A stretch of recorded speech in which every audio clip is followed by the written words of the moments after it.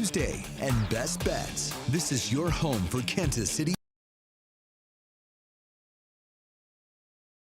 AM, HD1 and HD2, Kansas City, in Odyssey Sports Station.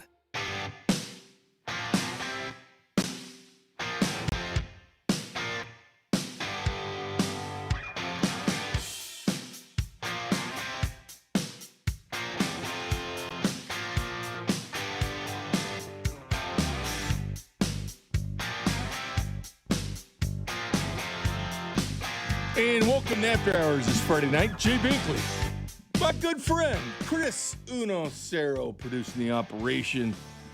My partner in crime and character concerns for the last several weeks. No, he watches film. He doesn't look at one paragraph on X. What's up, Chris? How's it going, man?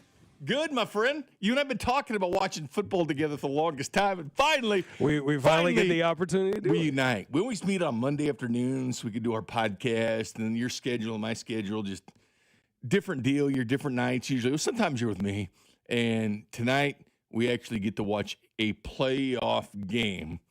And obviously there's other things to talk about, but there's a lot of things to talk about tonight because people don't want to admit it, but college football ratings are absolutely killing it right now. You know, what's funny is like you're hearing a lot of people complaining about the playoff, complaining about the portal, complaining about NIL. A lot of complaining. And yet you look at the ratings for these college football playoff games. Something didn't add up. We're supposed to ruin college football and make the game considerably worse, and interest is at an all-time high right now. So I don't really think that really kind of connects there. I mean, to be honest with you, does it need some reforming? Yeah. Is it going to find a way to get back to the means? Is it going to come back to being a deal? The DeMond Williams situation in Washington. It's a mess. It was a big one where all of a sudden, like he said, I'll stay. Here's $4.5 million. Because he really didn't have the money to buy himself out of that contract he just signed. And then he had an agent. Now, I don't blame Washington for what they wanted to do, but if the guy didn't want to stay, they were going to end up having to let him go. But the bottom line is it opened up Pandora's box, and other players could do this, and these schools don't want these players to do it. So his agent leaves him. He does the right thing. He goes back to Washington. But keep this in mind, Chris. It sets off dominoes because all of a sudden, Sam Levitt's sitting at an LSU basketball game with Lane Kiffin. The news breaks about DeMond Williams, who was recruited by Lane Kiffin to Ole Miss, who actually did commit to him at some point. And all of a sudden, Sam Levitt's like, hey, I thought you guys liked me. He had everything worked out, except he didn't have it signed. So obviously that was going to send ripple waves through college football. Does it need reforming? Does it need some change? 100% does. But when you're telling me that 8.9 million people watch the freaking Pop-Tarts Bowl, that shows me everything I need to know. Because the bowl games, as much as we complain about them, they did extremely well. These college football playoffs have been bringing in a lot of ratings. I know people were laughing about the attendance last night. It wasn't great. Ticket prices are an all-time high for this one. Huge ticket prices for this Peach Bowl with Indiana and Oregon. And a lot of these people don't have the time to put together the travel arrangements to travel in such short notice because you don't know how your team is going to do in that scenario. Because, like, you have, a week and a half? If you're a fan of either of these two teams and your team advances, you have a week and a half to figure out the logistics of getting there. Unless you did it ahead of time and then you just do all the cancellations if your team loses. So that's a lot of work for your team might get there. To have multiple games on campus would be the ultimate solution to a lot of things. But look at this, Chris, because Oregon's playing tonight. And they're playing, obviously, a red-hot Indiana team at this point. By the way, it's great on just as good on defense as it is on offense. Everybody's talking about their offense. Their defense is great. This is what Oregon's done. So they had a home game against James Madison, right? You just pulled out a piece of paper out of a book. Yeah, it's where I keep my bracket. You have a bracket on paper? Yeah. You can't just look that up on the phone? No. What? I could, but I don't. Bink is still a paper guy. That's how you know he's old school. He's still a piece of paper guy. I'm a phone guy, but I also like a good paper. I still buy, I tell you, every early June, I have a tradition. I'll go to Barnes & Noble and get College Football Max. I don't need them. And you know what? You can find those. You can find those online. You get the media guides. Yes. You can find those online. I have them online. Do you know there's times I've never even opened one because I end up doing the online stuff Yeah, with it. because that's what I do. Every year I do that. I download it every year online so I can have it because I had to use them when I worked for when I did freelance work for PFF. So. That's right. Yeah, I had to use those, and they were a lifesaver. So I get it, but you could get those digitally. Yeah, you're that PFF guy. So if you have any questions, got Chris right here with me. All right, so Oregon, this is what they did, right? Oregon way out west. Oregon is a long way away where Eugene is. Yeah, West Coast. Their second round game, Texas Tech. Where was it? It was in Miami. The second round, they play at the Peach Bowl tonight in Georgia. So they went to Miami, then back to Eugene. Now they're back to the Peach Bowl. We're going to talk about travel. If they win the night, they have to go back home, and then they're going back to Miami. So from Miami, home, back to Atlanta, home, then back to Miami. That, my friend, is serious travel. That is Kirk Herbstreit style traveling right there. I know. Nobody travels like Oregon. No, I mean, unless you're Washington. Washington travels a lot, too. Did you know Miami's getting like a $3 million travel budget? They get to keep that money. Yeah, they're just staying right there. Pocket it, yeah. This is the Buccaneers playing the Chiefs in the Super Bowl in Tampa. This is the Rams playing the Bengals in the Super Bowl in SoFi. This could be the Niners playing in Levi's this year. We'll see how that ends up. Yeah, I don't think that happens. Miami's getting the home game, but nobody, and I mean nobody, has traveled like, or you know what? They haven't even complained once. There's been zero complaints from Dan Lanning in Oregon. I mean, who's going to feel sorry for him? Nobody is. Nobody is. But you know what? People still complain. Last night after that game, it was funny because when Miami won yesterday against Ole Miss, it was Carson Beck, who's been there 15 years, and it was Cristobal and all this. They were talking about being the underdogs and nobody's respecting them and all this. I'm like, wait a second. You were a top 10 team to start the season, okay? You're also the only team left with the national title. You were also a 3-point favorite in that game. So stop with the whole everybody doubted us and all this. Who? Miami was doing this last night after the game ad nauseum. Nobody believed in them. Nobody thought they were losing that game. Well, except for C-Dot. C-Dot picked Ole Miss. Well, Miami thought they were losing it because they were just using what the haters were saying, right? Everybody thought they were going to win. I thought so too, but they didn't. It's what I'm saying. They used it because Carson Beck and Cristobal, nobody believed. You know how it goes. When favorite teams that are the favorite to win play that nobody believed in this card. Right. The only team with the national title remaining, Miami, Vegas favorites in that game, Miami. A team that's going to be playing at home, Miami. A team that just played a team that lost its head coach in Lane Kiffin. Yeah, nobody believed in you, Mario. Nobody believed in you. The funny thing about that was just like all you heard about last week from the first week, from the second week of the playoff was, looks like Miami's going to win it all because the defensive line is just way better than everyone else because of what they did to Ohio State last week. Like they just absolutely massacred that front line of Ohio State, which is in the run game and the pass game. They were terrorizing Julian Sayin, they were terrorizing Bo Jackson the entire night.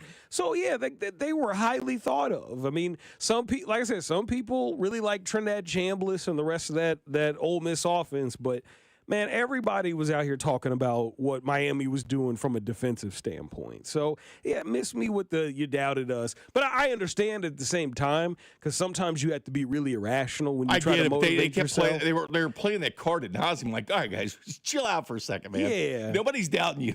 I mean, if they want to say, "Hey, nobody thought we should get in at the beginning of the playoff," that would be a valid excuse. If you want to throw some barbs at Notre Dame, there were a lot of Notre Dame fans, a lot of people in the media who thought Notre Dame should have got in over them because they were trying to make the case that Notre Dame was the better team at that point, which I didn't agree with. It's how you're playing at the time. Notre Dame was playing great at the time. Miami played better teams at the time. Right. I mean, Miami had a better schedule overall, and I think if you watch the two teams, Miami was the better team between the two, and they proved it when they played them. So 816 Chris is asking if I noticed any correlation between the sports betting being legalized in these states in the ratings. That's hard to say because sports gambling's legal in a majority of the states, so that's hard to go by. I don't know where the ratings and are coming from. And it's hard to know how many of the viewers are betting on these games. Or if you live in a state where it's not legal, are you going to Vegas? Or are you just crossing the border? Like in Missouri, when it wasn't legal, people were going to Kansas. Hell, On Sunday, they do the Quick Trip Casino on the border. As soon as it got into state of Kansas, that's where it'd go. Or they go up to Iowa with a bet, or Arkansas or Tennessee. They'd go anywhere. So that is very tough to quantify. But betting does help. It does help for sure, and I think it does. But if you look at sports ratings across the board, they're up and they're dominating television. I'm sure that if you're listening to the station, you've probably heard this statistic floated around on many shows, but a large majority of the highest rated programs on television right now are sports, mainly football, but sports in general. I think it was like over 90 of the highest rate of the top 100 rated programs on television. I'll get to it. And most of it was Chiefs. Are football. And most of it was Chiefs. But like my point is like sports dominates television ratings right now. So yeah, there might be some correlation to it. 89 of the top 100 were sports. Right. Yeah. So there might be some correlation to it as far as betting 16 or goes, 17 games were Chiefs. 4 of the top 5 were Chiefs. But like sports ratings in general are just they're up across the board. It's why the NBA jumped right into betting in the beginning. You know why? Because people cared to watch Charlotte at the end. Because money. They cared to watch games at the fourth quarter. Why? Because bettors care on over-unders, money lines. They care about total points. There's a reason to stay watching and not just kind of check out when your team's up by 20. There's reasons to stay and watch. And they understood that. The NBA did. They jumped right into it. And then the other leagues jumped into it as well. But the NBA was real quick to that. Yeah, because money. They're trying to make money. And it's smart because they need ratings. And it's super easy for them to do it, too, because they play games basically almost every night. Sure. And you have all these different kind of props you can have. So, yeah, NBA, it's one of the easiest to integrate in there. Another thing, Chris, that drove me nuts last night. I don't know if it drove you nuts or not. I'd like to get your opinion on it. But are you a fan with the former official that works for the network that's sometimes not even at the game, but back in the studio or back wherever the hell he is, and they always bring on a retired official to come on and give his opinion on something we all witnessed with our own eyes, that Kirk Herbstreit could easily just answer himself or Chris Fowler, but they bring on the, quote, expert to say. Yeah. I actually do like that they have those officials like that. I think it's good to have those officials like that because a lot of times, especially if it's a more obscure rule, they can kind of explain that obscure rule in a way that like even sometimes the announcers don't know. But here's the thing. So I watched this last night, and this drove me nuts. And this has drove me nuts during a lot of games when they bring on those experts, which sometimes I see the value in, a lot of times they don't. And I do like how the ACC does it. As long as it's not, what is his name? Mike Carey? Yeah, Mike Carey. Who was so bad he got fired after Bill 1 year with CBS. Last night was terrible for ESPN. He was terrible last night. I got some audio for that. But I do like how the ACC did replay. They would show the replay center. So you would see exactly what they're seeing. I love the full transparency that they would use with the ACC, and I think more and more leagues are going to do kind of what the ACC did this year for it. But I saw this live, and I'm glad Awful Announcing put this audio last night out from ESPN because I noticed it right when it happened. I was like, it's about a targeting. It was about a targeting from Ole Miss, right? That wasn't a targeting, but the rules, quote, expert thought for sure this is an easy call. He's going to get targeting. Listen how he got himself out of this. Did so quickly. He had a hard time. There he is, 6 trying to get back. So nice job of squeezing that in there. And then bang, helmet to helmet right there by Call hitting Tony. Early rep for Bill Lamagnier, our rules expert here. Bill, your quick take on this one? Definitely defenseless player. Strong hit to the head neck area. This shouldn't take long. Thankfully, Tony. Did you hear that? So he goes, this shouldn't take long. Clear hit to the neck and head area. So there's their experts saying this is clearly going to be a targeting. Well, was it? Maybe not. Got up and got off the field. And Tony's in the tent. Call going into the tent as well, but he may be removed from this football game after looking at all these different hits. Routine that they have to check out Tony after a hit like that in the tent. Yeah, those slow motions. Here's real speed. And again, I always say this, but a lot of these rules are put in place to protect the defensive player as much as the offensive player that's defenseless.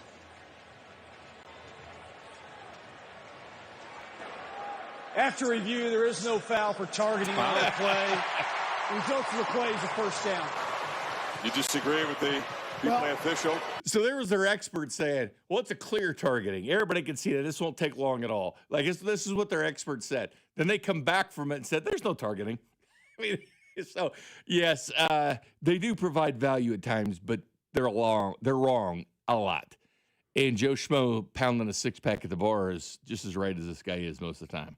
I would say most of the time they're good. There's times where they do miss things. Well, Bill sucks. But, yeah, I'd say most of the time they are good. You just got to get the right guy. Like Pereira. Pereira's awesome. Pereira's good. I think Gene Steratore is really good, too.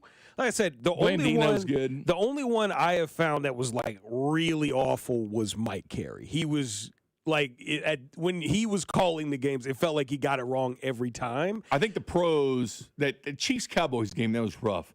Typically, the NFL former officials are better in college. Yeah. Like I said, Carey, but Carey was also a really terrible NFL official when he was there. Like, I don't know if you... That's why you got this gig now, man. It felt like when he was doing games like when he would do Chiefs games back like 20 years ago, it was like, oh, we got him. Well, we already know Chiefs ain't winning this game because Mike Carey's the referee. Like, it was worse than like Carl Cheffers. Like, people give Carl Cheffers the business whenever he calls Chiefs games. Like, Mike Carey was way worse than him. Like, no question. Like miles worse than him. But yeah, I get what you're saying. It's just I feel like most of these guys are actually pretty good at their job because you have to be to get to that tenure in whatever league you're doing. But look, guys are going to get stuff wrong. Yeah, but it was clear, man. It's clear cut right there. To be a quick review, and they come back. Initially, it did look like it was a targeting. Like, it did. But then it's tough to differentiate, though, whether you're launching or not. I mean, it's because you got to put it into where the player is. Can they stop? I mean, there's a lot of things. Just like when the NFL rule about laying on the quarterback, putting your body weight on the quarterback, like determining that is tough. And this year, there's going to be a tough one, too, whenever they change the tush push to where you can't push and pull a player on the field. Because guess what? The Chiefs do it all the time. A lot of teams do it all the time. They don't do the tush push, but they sure as hell push the player down the field. So I don't know if it's going to be a push the player down the field. It might be more so the type of formation that you do. But that was originally how it was written. Now because originally. Remember the Packers were the ones that amended it and made it about pushing a player down the field. They did that the last day. And that failed. They did that the last day. Right, and that failed. If they would have kept the original language in there, it would have passed, I think. It almost passed anyway. Right. But with them putting the language where you couldn't push players downfield, that was enough to pull some teams away from it because that stuff happens on almost every run play. But it almost passed. And I sat here looking at the teams. I was like, you kidding me, man? Most of these teams push their play. The Chiefs do it all the time. Every team does it because that's what teams coach. They coach their college teams players to do it. And you know what? It's been a rule since 2005. I mean, teams could do it for 20 years. Right. They just didn't do it. Yeah. So anyway, some more oddities about tonight's game that I think will make some fans happy about what's going on in the world of college football and the game tonight between Oregon and Indiana. Get to that next. You're listening to After Hours, brought to you by Twin Peaks. Eats, drinks, scenic views on your home for Kansas City sports. 96.5, The Fan. I'm Kiara Palazzolo, VP of Digital Marketing for the American Management Association, a company focused on the management training skills needed to enhance the careers of business professionals. We did our research when it came to the best companies for website development and chose AmericanEagle.com. And we couldn't be happier. AmericanEagle.com worked closely with us to understand the front and back end requirements needed to launch an e-commerce website that could handle the complexities of running thousands of seminars nationwide. Our robust new website and improved SEO saw immediate increases in site traffic and web revenue. If you're in need of managerial effectiveness and success, visit our website at amanet.org. If you're in need of a website that provides an unparalleled consumer experience, I highly recommend AmericanEagle.com. Transform your business today. Dial 877-WEB-NOW1 for a free digital consultation with AmericanEagle.com. Weather brought to you by Staples. 2026 is here, and at Staples, deals mean business. Like up to $100 off custom print orders. Head into the new year looking good for less. Staples. That was easy. Ends 1/31. Did you know we have an Instagram channel? MVP Monday, Chiefs Take Tuesday, Best Bets, Fantasy Football Advice, and real-time updates during Chiefs games. Get behind-the-scenes content from all the guys on a daily basis. It's exactly why Instagram was created, to look at a bunch of 30-year-old dudes giving sports opinions. Kansas City's FM sports station, and your home for Kansas City sports. 96.5, The Fan.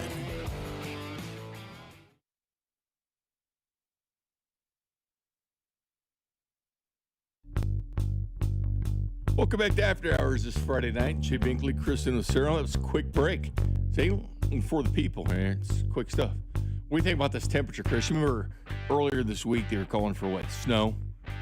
And the funny thing is, these weathermen, right? They're like talking about snow at the middle of the week, like it's going to snow tonight, and they're still talking about it. Anything about snow. They've been talking about it. It was like 60s half the week. I know. Where is it going to snow? I know. That's why I thought it was weird. And as soon as they did, they're still calling for it tonight. The wintry mix is what they're saying. And Mom was talking about it. She swore to us, Mom, listen to a sports guy who's just going to look at a weather map and tell you exactly. It's too damn hot to snow. What's the temperature right now? It's not even going to get to 32, so it's 45. Yeah. We're good. It snows at 32 or less, so don't worry about that. It's going to rain, yes. I mean, if it snows, it'll be like 2 in the morning, and you're not going to be out anyway. But the weather people are all excited about this, quote, snow. I looked at Along the Ranger, Chris. I don't think we're going to see a bit of snow all January, man. I don't think you're going to see any of it. So I was, I do, there's some YouTubers that specialize in weather. Yeah. And the one I watched is a dude named Ryan Hall, y'all. Uh-huh. And he said it was going to be a warm weather here. Yeah. It was going to be a warm winter here. I don't see any snow for January and most of February. Yeah, it was basically like, hey, this is it's going to be a warm winter. You know, you're probably not going to have if we do get any kind of like wintry, it'll be like icy, right around 32 type, freezing rain type stuff. Not going to have to do a lot of shoveling. Yeah, no. They said it was going to be a warmer winter. I mean, and if you do get snow, it'll be like 50 the next day, and it's going to melt. Summer went until October. So, it may snow, but then you know how it works, Chris? It gets to 50 the next day, and it melts. Yeah. No, like I said, they said it was going to be a warmer winter. But here's the thing, though. Everybody will still go to the grocery store. They'll still buy all the damn milk, and they'll prepare for Snowmageddon. And by noon the next day, they can be driving straight to the store, or by earlier in that. That's why you got to get that grocery delivery, and you good. Yeah, seriously. Like I got Walmart Plus. Yeah, great. It's awesome. They deliver at like 6 in the morning. Boom. We good. You're ready to go. Yeah. I do Hy-Vee like that, and it's real quick and real easy. Right at the door. It's just it's just like you open the door, and then the groceries are all right there. It's great. And they deliver beer. So that's a perfect combination. So everybody, the Indiana-Oregon game tonight, everybody's talking about Indiana, and obviously that offense is really tough, but nobody's talking about that defense. Number 2 in scoring defense, number 3 in total defense. This Indiana, now watch them get rolled tonight. Oregon's weird team, because they gave over 500 yards to James Madison in that game one. There's over 1,000 total yards in that game. And then they shut down Texas Tech to 215 total yards in game 2. Do you think that Oregon was trying to show anything in that JMU game? No. I think they took it easy. Because this was basically the tune-up game before they started playing the real playoff They've moved games. 2 guys from defense to offense because they're hurting with the running backs being healthy. Yeah, no, they did not at all take it seriously. I think when they played JMU, they were like, let's basically just treat this like it's week 1 of the regular season. A team that was losing their coach as well. Yeah, like they were. I think they were taking it easy in that one, because that's just, they didn't need to go out there and play as good as they normally would, because next week, you're gonna have to play Texas Tech. Well, we don't want to really put a whole lot on film for Texas Tech, because we know that's going to be a tougher matchup. So, I don't think that they really put their best foot forward in that game, because I don't think they wanted to. Yeah, text line's letting us know it's raining in Atchison. Yes, it probably will rain tonight. It was raining here, too. I don't think you'll need to shovel tonight. That happens in the summer, in the spring, and the fall, too. So 913-586-7965 is the Jay Southland Tow Service text line. Also the phone number, 913-586-7965. So, Chris, the prices for tonight's game, and the Masters prices, right? The golf tournament, you pay a lot to get into it. I don't. Oh, you don't? No, I don't follow golf. Well, anyway, their prices are very reasonable. very reasonable for beer and everything else. But usually when you go to live sporting events, it's very expensive to buy anything, right? There must be something. Yeah, that's why Georgia. I prefer to watch sports at home, because it's cheaper and it's more convenient. So this is what they're doing tonight for the Peach Bowl. Because keep in mind, the Atlanta Falcons, their game prices are ridiculously cheap. And I'm sure other owners are looking at it Arthur Blank going, is a very smart man. Yeah, I think they're probably going, man, what the hell is Atlanta doing? Arthur Blank is like, I want it to be affordable so people show up. So here's the prices for tonight's game between IU, and it looks like they have a crap load of fans from Blue. I don't know if anybody's left in Bloomington because they all look like they're in Atlanta for this game. Here's the prices, Chris. $5 for a beer, $5 for a cheeseburger, $3 a pizza slice, $2 hot dogs, $2 popcorn. Man, this sounds like the prices at my high school concession stand. You do not see this crap for big time college football. This sounds like the 2006 Ruskin High School concession stand. But this is what the Atlanta Falcons do. And they just kept the pricing for the Oregon and Indiana fans. I mean, I saw this, I was like, man, this is awesome, man. You can go in and get $3 pizza slice when you're usually paying like $12, $15, a $5 beer when you're normally paying like $17, $18 for it. Yeah. They need to. Translation, people are going to be drunk as hell by the third quarter. Oh, that's good. That's good. It's always good when the fans are drunk as hell at a sporting event. And they're mostly Indiana fans, if you noticed. Well, yeah, I figured that. I mean, it's a much easier and cheaper flight to come down from Indiana than it is to go across the country like that. Especially in Oregon fans, because I told you they had to go across country. I'll tell you this. They've had a lot of flight time. If that's what they're doing. I flew out to Seattle from here back at the end of August. It was 3.5 hours. Like, I can't imagine it's probably another 2 hours and or then 2.5 hours on top of it going all the way to Atlanta.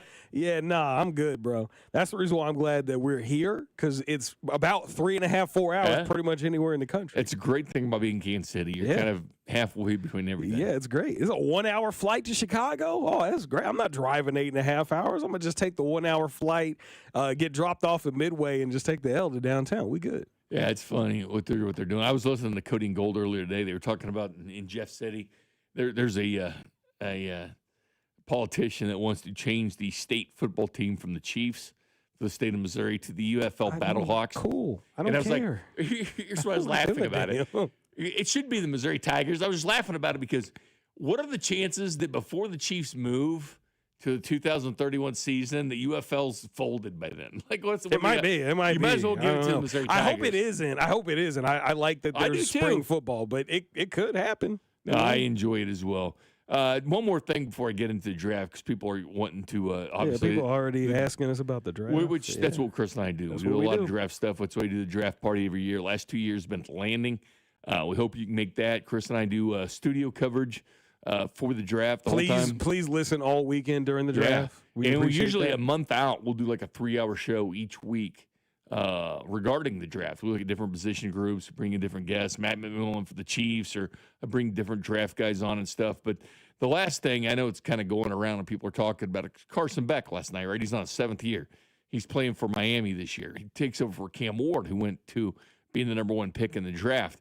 And he's from the 2020 quarterback class. And it's kind of funny because Bryce Young is number 1 quarterback from that class. Number 3 is C.J. Stroud. These guys are in their 3rd year in the NFL. They both have an NFL playoff game this week. Number 13 on that list is Carson Beck. And also Anthony Richardson's right behind him. He's played a couple years with the Indianapolis Colts from Florida, who's still very young. But it's funny seeing Carson Beck on here and seeing Bryce Young and C.J. Stroud. But this just shows you where we're at in college football. We started off talking about Trinidad Chambliss trying to get year number 6. Well, having year number 6 is not – oh, by the way, Haynes King is in this list too. Yeah, that makes sense. I mean, look, there's a lot of guys who are in their mid-20s playing college football right now. And a lot of that that's why the quality's better, though. People are wondering about that's why. Yeah, well, that's 100% why. And that's the reason why the games are a lot more defensive now, because you got guys, especially on defense, that are veterans who've been in the game for a hot minute. Like a lot of these, like right now, you are seeing Carson Beck basically put up NFL career type tenure in college football. When before it was like, you might get 5 years if you get redshirted and then you play 4 years after that. Now you're seeing guys who are like who aren't like young early 20s dudes with kids. they're mid-20s with kids, getting married, have a mortgage. Like, you on your grown man stuff now in college.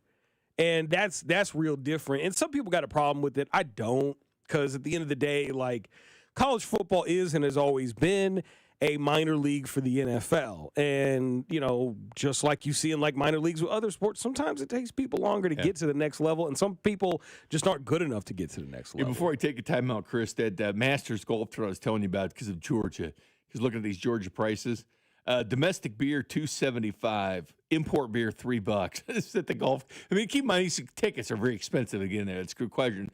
But the one thing is, and I give them props, man, and I'll give Atlanta props. Because once they're at the stadium, they lower those prices. They know they got you when they're there, but they're keeping their prices low for the people. And I respect the state of Georgia for everything they're doing with their sports.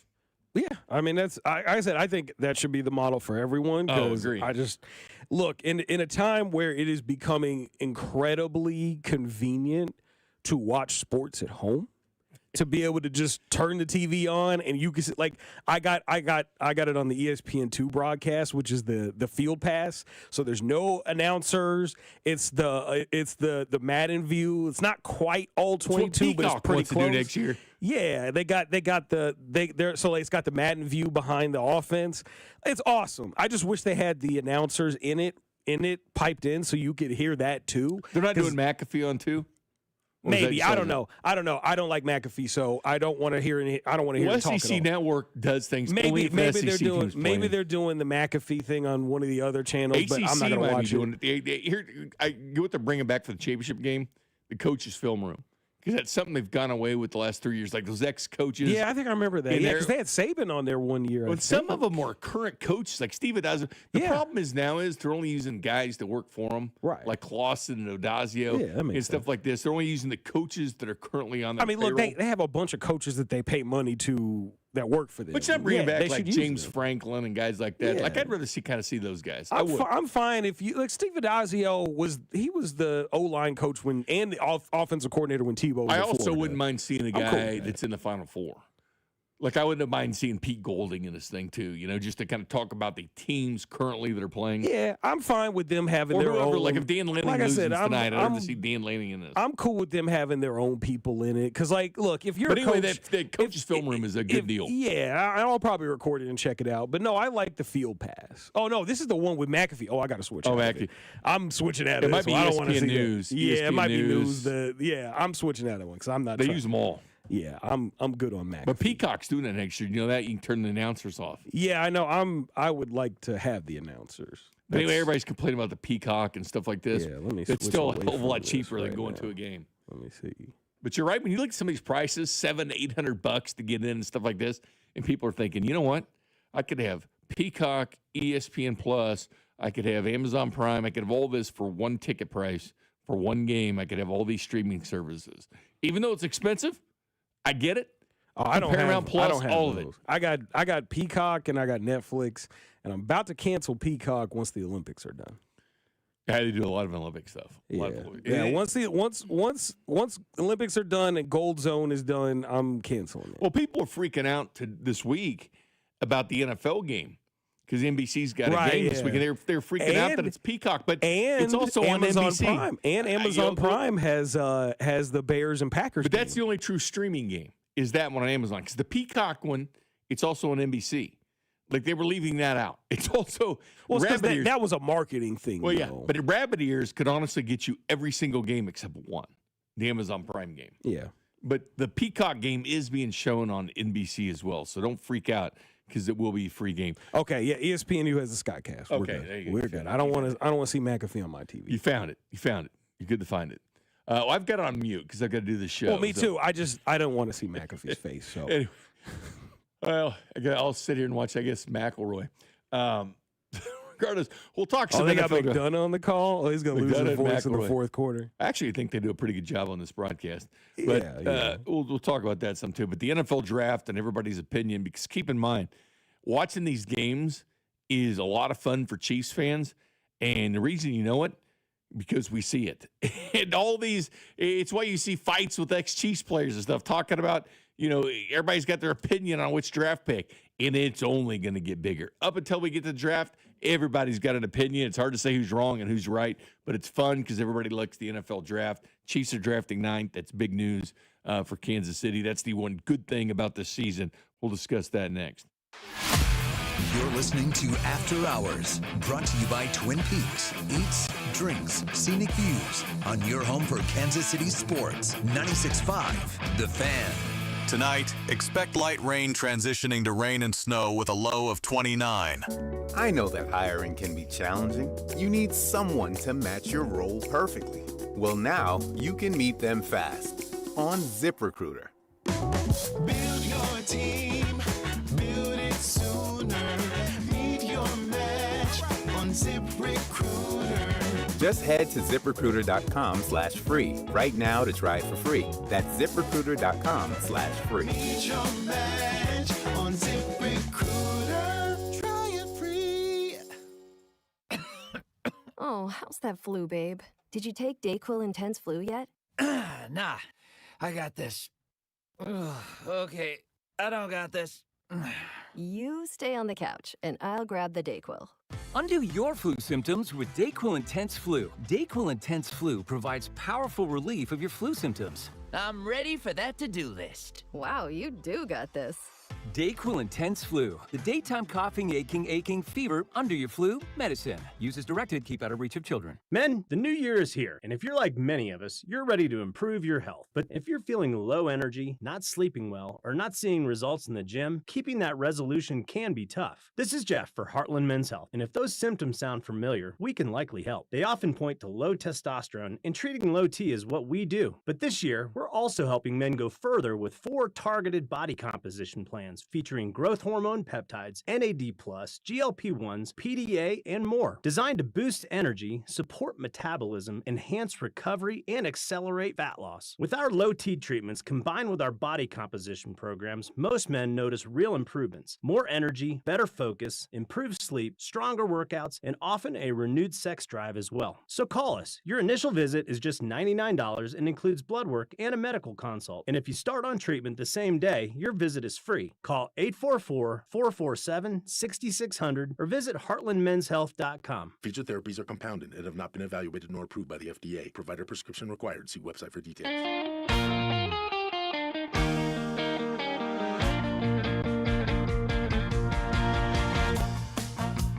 Welcome back. Friday night in the Rainy City. Jay Binkley, Chris Sinocero.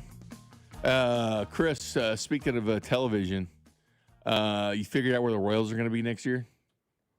Thought we had it figured out. This could be a FanDuel. Oh, TV? Yeah. They'll probably put them on like MLB.TV or whatever. Yeah, because they got to find something for that because they were one of the 9 teams. Remember they skipped their payment to the Cardinals and there was 8 other teams? Yeah, because they broke. Yeah. So FanDuel broke. It looks like right before. What was that? It was this computer. What was that? I was like, you're getting down big? It was Jackson Dart thing. You getting down big? It was Jackson Dart. But I anyway, didn't know you listen to hip hop like that. It was Jackson. It was a Jackson Dart tweet. But anyway, the bottom line is because he was all mad about that Ole Miss game. But you got to figure out where the Royals are going to be. It sucks because baseball needs this, man. They need people to follow teams day in and day out what they're doing. And it was easy for some people just buy cable like Spectrum or something just because they had FanDuel and they would watch it. Now you're really going to have to, it's probably going to be on the ESPN app, but not this year. It'd probably be the following year for it. MLB will probably take this over like they did the Padres last year. And you're gonna have to watch it. Major League Baseball should have taken this is the problem with Major League Baseball because NBA has League Pass. League Pass is cheaper than getting the FanDuel. Well, the bottom line TV is we're in app. 2026. And it sucks because you can't find your teams. It's cheaper to get League Pass per month than it is to get the FanDuel Sports Network app. Which is crazy. And that's for the entire league versus getting FanDuel for just your team. So that's the crazy part about it. The sad part about it, though, for baseball is this is contributing to baseball's popularity falling over the years. Is that when your consumers really can't find the hard product to watch the games. It's why the NFL thrives, man. I know they do Peacock games, but here's the thing: the Chiefs game is on YouTube. Everybody can watch it for free. By the way, everybody's got YouTube. You don't have to have YouTube TV. You can just do it on the internet with straight YouTube, and so people could do it. And I get it, Amazon Prime and all that. There's games on that, but a good majority of them, just regular old rabbit ears, and you're watching the product. Yeah. That's why the NFL thrives. But baseball, here you got a group of fan bases that includes like the Brewers and the Royals, the Cardinals, core teams that people love watching. And, you're a couple months out from the season and you're going, where can I find my team? And there's a lot of people don't screw around with apps right now. They like to flip it on FanDuel Network and watch the Blues or watch the Royals, watch them Oklahoma City Thunder, whatever they like to watch, because they have a lot of NBA and NHL too as well on FanDuel. So it's a problem, and a handful of major league teams. But yeah, MLB might take it over, and a lot of people don't like that because all of a sudden they're going to have to figure out how to get it. But the bottom line is it should be free for you this year, and what you'll have to do is, get your grandson, your granddaughter, whatever, to throw some MLB TV on your TV. Now, the only pain in the ass that it is, and I'll warn you this, it does suck getting in and out of apps sometimes. Like, if you're going into another app, like, you know what? You can't just flip to something else. Oh, the FanDuel app sucks because of that part, because you have to exit whatever program you're in and then refresh the main page and then jump into the next one. But I don't have to do it because I have cable, so I can go straight to all of them. That's why I had it for the 24 season, and I canceled. I was like, I'm never doing that again, because I was like, this is like, who thought it was a good idea to make it so that when the Royals pregame show ends, you have to exit out of it and then jump into the game. Like, whoever designed that is an idiot, because it was a terrible idea. Chris, a lot of people complained about cable and everything, right? Or they used to. That's why they were cutting the cord. Do you know now Spectrum is basically an app too? It's just like YouTube or anything else. Yeah, everything is in it. DirecTV's an app. But here's the one thing about it. You can actually flip to the different channels you want. You don't have to exit it. But check this out. They actually have a Netflix button straight through the Spectrum. You can watch it. But also, get this. You get Peacock free, Paramount Plus free, HBO Max free, ESPN, the new ESPN free. You get all these apps free if you buy Spectrum. So I don't want to hear people talking about, oh, cable's too expensive. When the cable's giving you Paramount Plus, Peacock, everything free just to buy the cable system, folks, that's a bargain, man. Well, it's because you get that first year for cheap, but that second year, woo, they get you with that. Yeah, but it's what you do. They get you with that. They get you with that second year, man. It's the sports package, man. I got to watch the sports package. I'm good. I got ways to watch the sports. Everybody does, but what I'm saying is a lot of guys don't, though, Chris. A lot of people aren't like savvy like you. Because this is how you roll, man. You're that age. You're that demographic. I grew up in the era we had to get it on the internet some way. So you're at the age, and I'm kind of at the cusp of both. It depends on what you really jumped into. No, you're not. But the bottom line is, though, I'm not technically in that age group. You're not someone who is not media savvy. But here's the thing, though. I do understand all those apps, though, because I have to do it. Yeah, you are. I'll say this: you are definitely not one of those people that's like completely media, I like order modern groceries through the modern app. I do all this stuff. You're not technologically illiterate. Yeah, I use the computer for everything else. So but you're not at the point that like I'm mad. Not your level. Not your level. We're like we was having to go on the internet to download music because that was the only way we could listen to the songs we had. Chris, here's how bad it is. When I was growing up, our typing wasn't on the computer. It was on a typewriter. It was on a typewriter. I know. You had to bring the correction tape out before it sucked. I mean, it wasn't hitting delete. It was that. It's a great class. I'm glad I took it. And two, we didn't have the internet till I got to college. We were still using the freaking Dewey Decimal System. And then midway through college, we got the internet, right? So instead of going to the library and pulling up like 20 sources, you could hit it on a search bar and find it right there. That was a game changer. So I was at the very end of it through college. Man, they tried to teach us. Not had cell phones. We used to use a payphone back then. Yeah, we had payphones when I was growing up. But they tried to teach us the Dewey Decimal System when I was in 6th grade. And I was like, we have computers. We don't need that anymore. It's like a calculator. So we're going to have calculators anyway. Just tell put us a the damn formula. sign up on the bookcase saying what genre it is. Like, we ain't and doing this with a notepad. That genre. Give us a calculator because we're going to be using this as we I got don't it. need that. Like, when they were teaching that was like at the time that cell phones were starting to, because that was like I was in 6th grade in 01. So like that was at the time when like they were starting to like we were starting to get cell phones. Like most people were starting to get. Like my What year parents were had you cell phones for your at that first point. cell phone. I got mines in 2004 when I was a what freshman in high school. Okay. Like that was like because I did sports, so like I needed a call to get a ride home. So my parents got me a cell phone. But like at that point, it was like, I mean, we in the future. But that's because now. you needed it, not just for fun. Yeah, and then all of a sudden everybody got well, more because for fun. everybody had it because they needed it because you couldn't really do anything with cell phones Dude, back I didn't then. get But one call until I was people out of and text college, man. people. A lot of us didn't have them in college, man. Well, yeah, We didn't have them. No, we had a calling card. In the 90s, my dad had a pager. Like, yeah, no, I know. Or the bag yeah. phone in the car. Well, we didn't have it like that. Like we was broke for a while. We didn't have no damn car. Either, we didn't have no damn car phone. Like that was for the rich people that was driving the drop tops. Like no, we didn't have it like that. Dude, I was like 23. This first cell phone. I shared it with my wife at the time. My kids, I think, got them 4th grade, something like that. Cell phones. I mean, it's much different. Yeah, no. Now it is like my best friend. His They kids didn't know what the hell a payphone is. Yeah, my best friend's kids, they had them in elementary school so they could get picked up for like if they was over at a friend's house or something. But yeah, I mean it was freshman year of high school for me. I guarantee you if I took my kids and showed them a payphone, they'd ask what the hell that is. A lot of people wouldn't know what a payphone is now. Yeah, what no, a VCR is. What's that thing? Yeah, no, but I'm glad we're past VCRs. I'll tell you this, that is one of my favorite things that we are past is VCRs because I remember using it growing up, and when that tape would get damaged or anything. You probably don't even remember Beta. No, Beta was a little bit before my time. But Beta wasn't around for very long. It was short-lived. It was very short-lived because it wasn't that popular. I think CDs lasted longer than the Beta. Oh wait, yeah, CDs lasted up until. Do you still have a CD player? Not anymore. Or DVD? No. I mean, I have They still sell devices 'em. that play DVDs. Yeah, but I don't have a DVD player. No.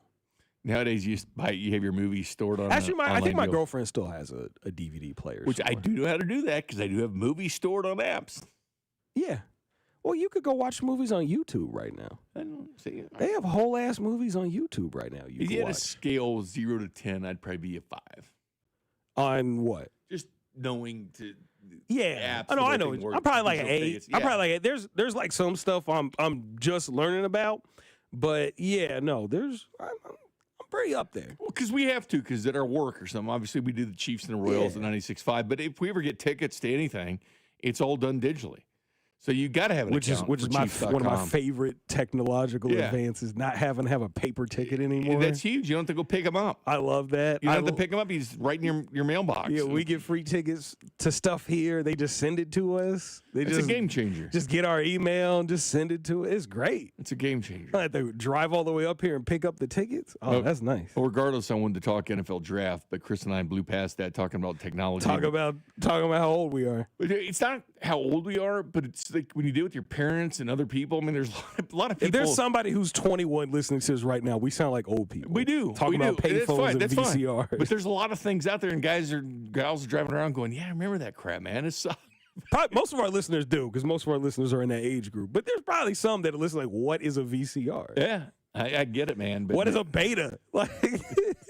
Like there's absolutely someone who listen and is Googling what and a imagine beta our is right parents. now. They're like, what the hell?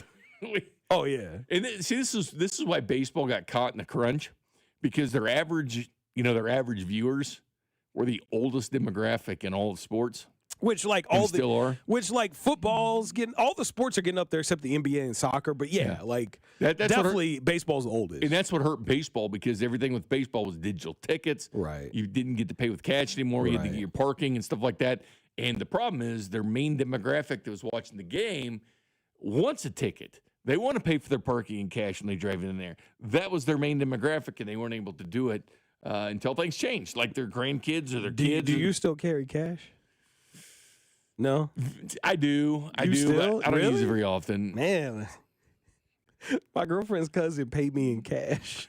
Like, for a cake I paid for PayPal her or mom. something? No, she just gave me straight cash. I was like, what am I do with this?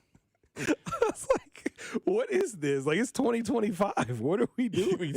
I'll tell you a story about something involving cash right when we come back. I do want to get a draft, though, a lot of draft, and we'll talk about that in the 7 o'clock hour. But there is something about cash I do want to tell you about next. You're listening to After Hours, brought to you by Twin Peaks. Eats, drinks, scenic views on your home for Kansas City sports. 96.5 The Fan. When it comes to affordable term life insurance, everyone's whistling the Big Lou tune. If you're over 50, maybe a bit porky, or have type 2 diabetes, $1 million of term insurance may only cost about $200 a month. Even if you're not in perfect health, call Big Lou, because he specializes in finding big chunks of affordable term life insurance for just about everyone. Don't let diabetes or other health glitches keep you from owning $500,000 to $1 million or more of term life insurance. For affordable term life insurance, call Big Lou. Don't hesitate. Call 800-700-6898, 800-700-6898, or visit biglou.com. Call Big Lou, don't hesitate. 800-700-6898. Call Big Lou, don't hesitate. 800-700-6898. Visit biglou.com. This is the story of the one. As the purchasing manager at a manufacturing plant, she knows the only thing more important than having the right safety gear is having it there when you need it. That's why she partners with Grainger for auto reordering, so her team members can count on her to have cut-resistant gloves on hand, and each shift can run safely and efficiently. Call 1-800-GRAINGER, click Grainger.com, or just stop by. Grainger, for the ones who get it done.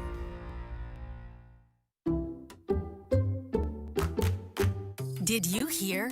Allstate car insurance now costs even less. So when you bundle with home, you can save even more. Check Allstate first to bundle and save with a new lower auto rate. You're in good hands with Allstate. Not available in every state. Only applicable for new auto insurance business. Rates will vary by several factors, including how you purchase the policy. Potential savings may vary. Allstate North American Insurance Company and Affiliates, Northbrook, Illinois. You're listening to 96.5 The Fan from the DM Injury Law Studios. Mike's got this. Welcome back to After Hours. Jay Binkley, Kristen Ocero. Don't blink. Don't blink. Don't blink. If you did blink, you missed the Indiana Hoosiers. They're already up 7-0 on the first play of the game. 11 seconds into the game, they're already up 7-0. Dante Moore, just be glad you don't have to get a quarterback, because Dante Moore is probably the second quarterback. Actually, the number 1 and 2 quarterback off the board are both playing tonight in this game with Mendoza and Dante Moore. But Dante Moore throws a pick six right there in the first play of the game. And, yeah, Chris and I were just talking about in the break. Yeah, we both like Dante Moore, but honestly, he'd probably benefit him to play another year at Oregon, and also a very lucrative one. But the problem is he's been number 2 quarterback coming off the board, so that would be more money. Now, if it was going to be a day 2 pick, it would probably be more money to stay in college and pull a Brendan Sorsby, but he's going – this pick six won't look good on the resume. No, and, you know, it's funny. It's like, yeah, there's a lot of scouts out there, a lot of general managers who think that he should stay a year. But, like, he's probably going to be a top 2 pick. Yeah. So it's like you don't really get a lot better than that. You go back. Doesn't. You go back, things can happen, man. You get hurt. You could lose your job like Austin Simmons did at Ole Miss. You could end up like Matt Barkley. Remember, he got Wally pipped at Ole Miss. Yeah, Barkley was going to be a top 5 pick, and then he decided to come back for his senior year, and he dropped all the way to the 4th round. Like, yeah, just if you got top 2, if you're anywhere in the top 5 as quarterback, you got to go. You just got to go. You got to go. And a lot of people are hanging on that first round grade at the end, but you know as well as I do, only about 14, 18 guys truly get first round grades. I've heard 12 this year. 12 this year. I've heard in Kansas City is about 13. I've heard some people that there's only about 12 first round grades. For next year is much different. Like, next year, man, especially now that a lot of these guys are coming back. Kansas City, when the draft was here, is like 13 to 18, something like that. Is very. It depends on the year, yeah. Limited. But another thing, but scouts are going to all these games. Again, like Chris and I have been talking about on character concerns that we release it every Tuesday, is the fact that this is basically the combine in action. And I think Chiefs fans are enjoying seeing a lot of these college football games because it is a lot of draft picks that the Chiefs could grab both offensively and defensively playing in these games. I'll give you an example. When Miami played Ohio State a couple weeks ago. That game probably last week. Or last week. It wasn't this week. It was the week before. Last Wednesday, yeah. Last Wednesday. When they played, there was 7 first-round picks in that game. Out of 32, that's seven might be. Like, not all those guys, I don't think all those guys are going to be, but like 7 guys that feasibly could be first round Feasibly picks. could be first round. And some of them definitely will. And I mean, there was like Caleb Downs in that game and stuff He's like gonna that. be he'll be top 5, yeah. And Messidor and Bain and those Messidor guys. I've seen will mostly be. second day. Waga. Bain will probably be top 20. Maui Goa is probably going to be top 10, 15. Yeah. But anyway, there was and R.L. Reese was in that game. And so anyway, so there could have been 22% of all first-round picks just in that game. But this game is loaded as well. And I know a lot of Chiefs fans going to be watching some Kenyon Sadiq, the tight end from Oregon, in this game as well that should interest. And Indiana's got a handful of guys like Elijah Surratt, their wide receiver, and they've got E.J. Williams. Omar Cooper. Omar Cooper's a big one. Roman Hemby, their running back. Charlie Becker, we both like a lot at their wide receiver. His problem is he's still got one more year 27 to go. So, but yeah, he's an absolute stud. He really got some playing time when Elijah Surratt, kind of got banged up for a little while. That was a lot of Charlie Barker you saw in the game. He might be their best receiver right now. Becker. He might be better than Surratt right now. Not only that, he's got a great vertical leap. He's one of those guys. He's got it's funny. He's like he looks a lot like Isaac Tesla as far as like his vertical leap goes, and he might be a money guy at the goal line as far as like fades go. So yeah, he's Cooper as well. Cooper can do that too. But it looks like right now Oregon's driving. I think they're about the 41-yard line of Indiana. So they're at least early. I mean, aside from the pick 6, I mean they're looking all right offensively. College football is college football, pro football doesn't matter. It's one of those frustrating things because chances are the other team deferred. You get the ball, you throw a pick 6, and then said team like Indiana gets the ball first in the second half. It's like the ultimate disaster situation with the pick 6 in the first play. You don't want to throw a pick 6 ever, but you definitely don't want to do it if you get the ball first. Because, almost assuredly it was deferral situation. So you know what the wild thing is? When you think about 5-star recruits, that's the best of the best. Indiana's got none. They're the only team with no 5-star players, which really, I mean, they've got the money. And Mark Cuban just gave him a ton of money. It doesn't really matter now because of the transfer portal. And also because, those ratings like that, they're not that consistent. They're not, but just to show what people are. Because keep in mind, like, Mariota was like a 2-star, 1-star, so he won the Heisman. So things Mahomes happen. was a 3-star. Yeah. But Indiana, number 1 seed, 0 5-stars. Oregon has 5 5-stars tonight. Last night, Ole Miss has 1 5-star, and Miami has 3 5-stars, 3 5-stars for Miami. I was going to tell you about cash. So one time I had cash real quick, Chris, and I was buying a sandwich, and they delivered a sandwich, and I paid in cash, and they looked at me like I had 3 eyes. Yeah. Even though I marked in the app cash, because I happen to have cash. I was like, let's pay cash. Yeah. They didn't have change for 20, even though I marked cash. Because nobody pays in cash. Well, some people do. And if the person marks cash, they're going to pay in cash. Not very many people pay in cash. Like, if you're paying with a card, you do it in advance. The only time I pay for cash is I get sometimes I get my hair cut at Purple Label, the Mahomes' barbershop, and their cash. That's it. That's the only time. How much you pay for a haircut? Depends on who I go to, but for them it's like $35. How many times a month do you do it? Once? Twice? I get it cut every 3 weeks. Every 3 weeks? Yeah. I mean, mine's is, I got an undercut. They're just cash, huh? Yeah, they're just cash. It's an undercut. It's super easy, so it's like, it's fun. I respect that, man. I respect they take cash. Yeah. I wish they took cards because it's just it's easy because if I just do it I just tap my watch on the thing and we're good because I tell you I'm a man of the future dude. I'll tell you this when I go shop at Hy-Vee and I just tap my watch on the thing, some of the older people they sit there like, oh man, that's cool, like they always think I'm like real cool when I tap my watch on the little kiosk and pay for my groceries. Do you use that tapper a lot? All the time. Which it's kind of nice because the actual we slide your card in. I am not sliding my card. But there's a lot of ways that they can do skimmers on those. I know. But here's the it's deal. Safer. Here's the deal. And I noticed as I saw this, there's a story on it. If you look it up, Chris, you can see it. But these gas pumps, when you do a gas pump, make sure there's no sticker there because they'll put stickers that look just like what the gas pump thing is. Yeah. And it's a fake deal to steal your credit card information. Just make sure there's no sticker there when you're at gas pumps because that's the new deal. Because we thought the tapper was safe. It's not 100% safe now. Just make sure it's not a sticker. It depends on what you use because I use Apple Pay, and like Apple Pay, they create a randomized number. It doesn't use your actual card number. Like a virtual digital it's card number. It's a completely like. And most credit cards do that. They give you a digital number right, or if you buy on Amazon or something. Right, so the one so like with Apple Pay, they create like a made up number and it's not traceable to your card. Yeah. So it's good. Yeah, just be careful. You sold the gas stations. That's why I started doing the tapper because I know people put the skimmers on them cards. So they're doing it at banks now too because they don't do a great job of going out and checking those every day. Yeah, I know. So, that's why I don't go to the bank. I don't pull out cash. Always use a tapper, but now that the fact is they're figuring out a way to do these tappers too, which is insane. Oh, and also stealing card numbers, right? Because everything's digital now, where you hit unlock and unlock. If someone's sitting in their car next to you. Do you realize when you're pushing lock or whatever, they can steal your signal for your car key?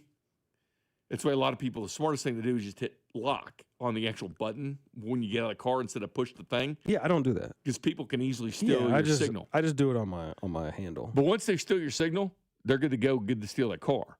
So that way, if you hit the actual button for lock or unlock when you get out, you're fine. But if someone's sitting in that car next to you, watch it because honestly, they can steal your signal. Yeah, and then you're using out. And you think it's not a problem, it is a problem. Yeah, I don't do that. My thing, I got a thing. I don't on my door handle. Regardless, from scams to the NFL draft, we'll do that next.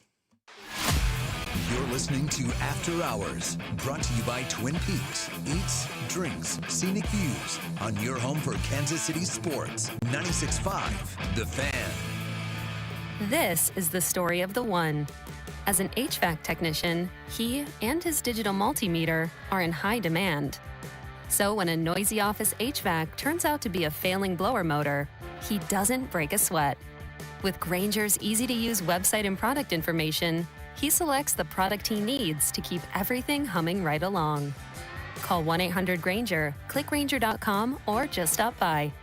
Grainger, for the ones who get it done. FanDuel is giving all customers a profit boost every college football playoff game day. That means more chances to level up your picks and turn big moments into even bigger wins. Ride with the favorite, take a shot on the underdog, or build a parlay. Then apply your profit boost and go for bigger winnings. FanDuel is the best place to get into college football action all playoff long.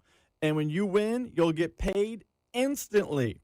So visit FanDuel.com/Missouri to get your college football playoff profit boosts today. That's FanDuel.com/Missouri to get your college football playoff profit boosts today. FanDuel is the official sports betting partner of 96.5 The Fan. Must be 21 and present in Missouri. Opt-in required. Bonus issued as non-withdrawable profit boost tokens. Restrictions apply, including any token expiration and max wager amount. See terms at sportsbook.fanduel.com. Gambling problem? Call 1-800-GAMBLER. My son loves to fly kites, but my active psoriatic arthritis can sometimes hold me back.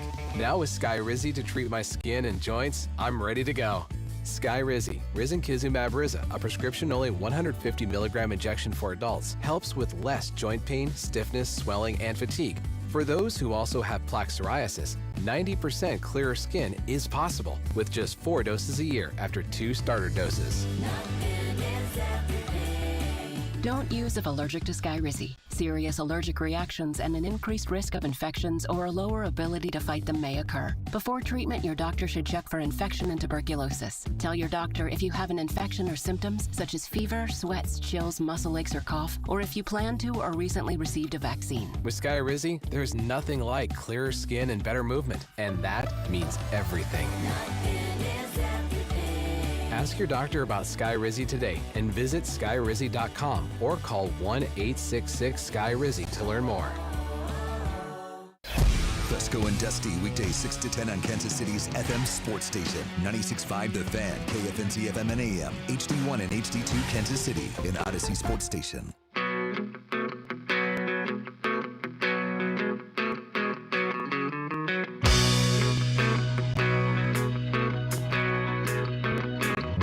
Welcome back after Jay Binkley, Chris and Ocero.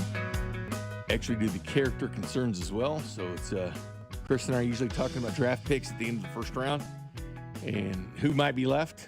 And we're talking top 9, baby. Top 9. Unfortunately, there's only probably 2 quarterbacks that go before the Chiefs pick. You would hope for 3 or 4 at that point, but it's not going to be that way. It's going to be 2 quarterbacks probably taken before the Chiefs draft, because the more quarterbacks they're taken, that means more other guys, more slots, more players going to be available for the Kansas City Chiefs that are picking 9th. Oregon's driving here. It looks like they just scored. Yep, there you go. Just scored a touchdown, so Oregon ties things up. Depends Good on throw. what they do. It was a good throw. It was a great Dante Moore. Good anticipation there. Got it to Jamari Johnson. He was taking some shots before that, but yeah, they finally got the look that they were trying to get, and yeah, now it's pending an extra point, it'll be tied up there. Kenyon Sadiq had the tight end from Oregon had a nice 5-yard catch. So much so, the text line would like to consider trading down now for Kenyon Sadiq. So again, everybody likes some Kenyon Sadiq now. What do you think Kansas City's main love was for the draft? Early on, we saw a lot of Kenyon Sadiq. Like when the season was still going on. Some was Sadiq. It was most of them was him. Yeah, and that was like when they were in the mid round. So like that made more sense.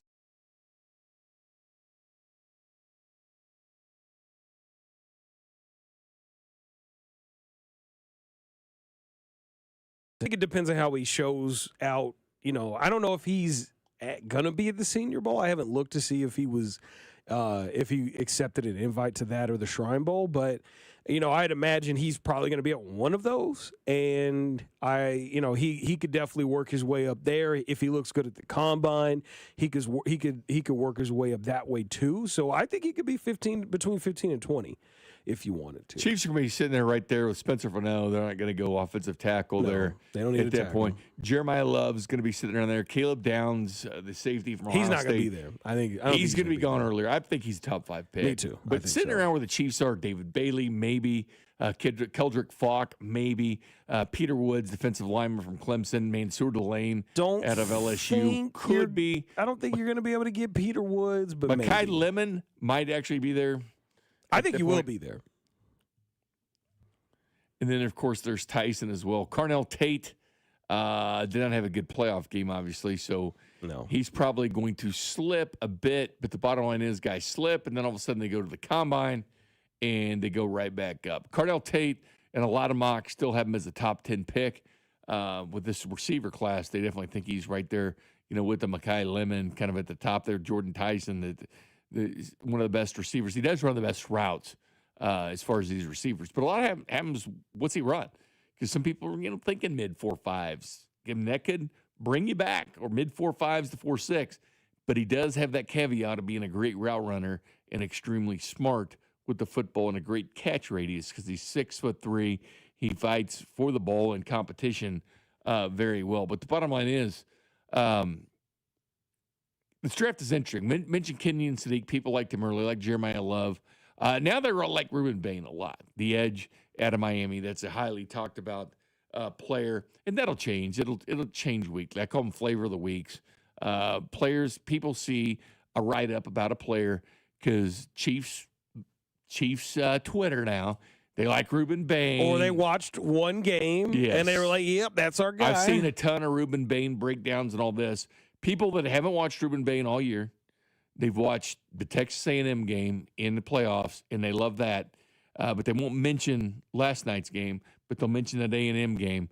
You won't mention just the 4.5 sacks during the regular season. You won't mention his arms are about 5.5 inches shorter than Myles Garrett. Things that do matter when you get to the NFL. They still measure arm length. They've backed off different events at the combine. Arm length is not one of them. Not one of the things they backed off on. Now, some guys don't do it. And if Ruben doesn't do this I don't know. at the If combine, he's smart, he would not. He doesn't do that. Because his old teammate, Xavier Restrepo, screwed himself when he ran. Yeah, he went undrafted, right? Yeah, because of his he had a 4.8 40. It was Chris. Why did you run it if you were going to run a 4.8? Why would you Drew even Nixon run it? speed, man? Yeah, like why? That's Mahomes speed. Why would you run if you were going to run a 4.8? Just don't run the 40. I've never seen somebody drop out of the draft like Restrepo I felt did. he was going to be. And I liked he him. was going to be a second day pick. Oh, dude! And then he the ran 4.8. that 40 I was like, we're good, times. we're good, we're good. Oh, I felt so bad for him because he was so good. It at was only Miami. because of Cam Ward. He was brought as an undrafted Right, free agent in with Tennessee, and yeah. he can thank Cam Ward for that because that wouldn't happen if Cam Ward doesn't go there. I mean, he probably does get brought on somebody's roster. Oh, it's somebody, but not to there because he went there because of Cam Ward. I don't know. Maybe he would. I don't know. He would. I don't know. But yeah, no. That was a mistake for him to do it. No, I agree with you on Ruben Bain. I do think he's kind of flavor of the month. Look, Okay. I understand a lot of people, fall in love with him. Hang and on a whatnot. second. I want to address this a-hole right here from the 918 because I get this a lot. Remember, you didn't like Joshua Simmons' pick last year. First of all, smartass, I never said I didn't like Josh Simmons, the player. The fact is, you don't listen. And then this is a problem. You need to turn your radio up and listen to this because I mean what I say here. I liked the player, and I never backed off the player. I didn't like maybe the availability of the player. And when you only play half the season, guess what? I was right. So you can sit here and say Josh Simmons all you want. I like the player. I don't like the availability of said player. And I didn't like it when he was selected because I want the guy that can protect Mahomes all the time. You understand what I'm saying here, my friend? Am I wrong? Explain, am I wrong? Explain, am I wrong? He played half the damn season. You think I'm wrong? I'm not. I could be proved wrong in the future, and I hope I am. But at this point, I'm not. So put that in your pipe and smoke it. Sorry. I get tired of addressing this crap. If he played the whole season, I'm like, okay, good. And injuries happen. I get it. But my biggest thing was availability. I'm not talking about any of the personal stuff or any of that. I'm just going straight with the hand. And that stuff happens. But sometimes guys get hurt. We're talking about a guy that was hurt.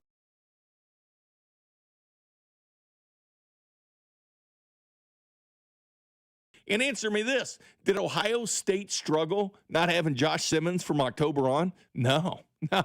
They didn't struggle at all. Matter of fact, they didn't miss his ass. They still won the national title without him. So, spare me. Here's what I'll say about that. I think that for Simmons, at least, like, the film was good. The availability was a question. And you know what? Obviously, you can't blame him for the personal. Again, that's off the table. I never say that about it. But I mean, he did get the elbow injury, and that happens too. But you know what? When these things keep building up, and you miss half a damn year of college football because of injury, guess what? This stuff happens, and all of a sudden you go, "Man, is that player injury?" But yeah, there was never a concern about him as a player. It was a concern about the health. It was availability to me, not the player, not productivity. Oh yeah, because we talked about the knee. The kind of injury he had is not a very common injury that happens in football. I mean, the only other time I've ever heard about that happening was Rashawn Slater earlier this past season for the NFL. He had that happen to him in the preseason. Well, it's just the like only other time I've ever seen it. So. Yeah, I'm still talking to you. Here's the thing, and all these people. You find somebody you like, and you read one paragraph about them. I had somebody today that really liked a certain player. I said, well, which game stood out to you? Which film breakdown on that player did you like the best? Tell me which game to go back and watch. And you didn't have it because you saw a 2-minute clip on YouTube, and you read a paragraph about a player. I saw this about Jeremiah Love. Oh, this guy's awesome. This guy's the best. Beating Purdue? Running for 157 against Purdue? Oh, or was it the team that kept Notre Dame out of the playoffs, Miami Hurricanes, where he only had 33 yards rushing against the Miami Hurricanes? Does that matter? It kind of does. Kind of hurt Jeremiah Love. But anyway, I just want to address that because I don't mind the player. Matter of fact, I loved his attitude. And I liked the way that he came in and started with the Chiefs. Chris and I gave him a very good grade.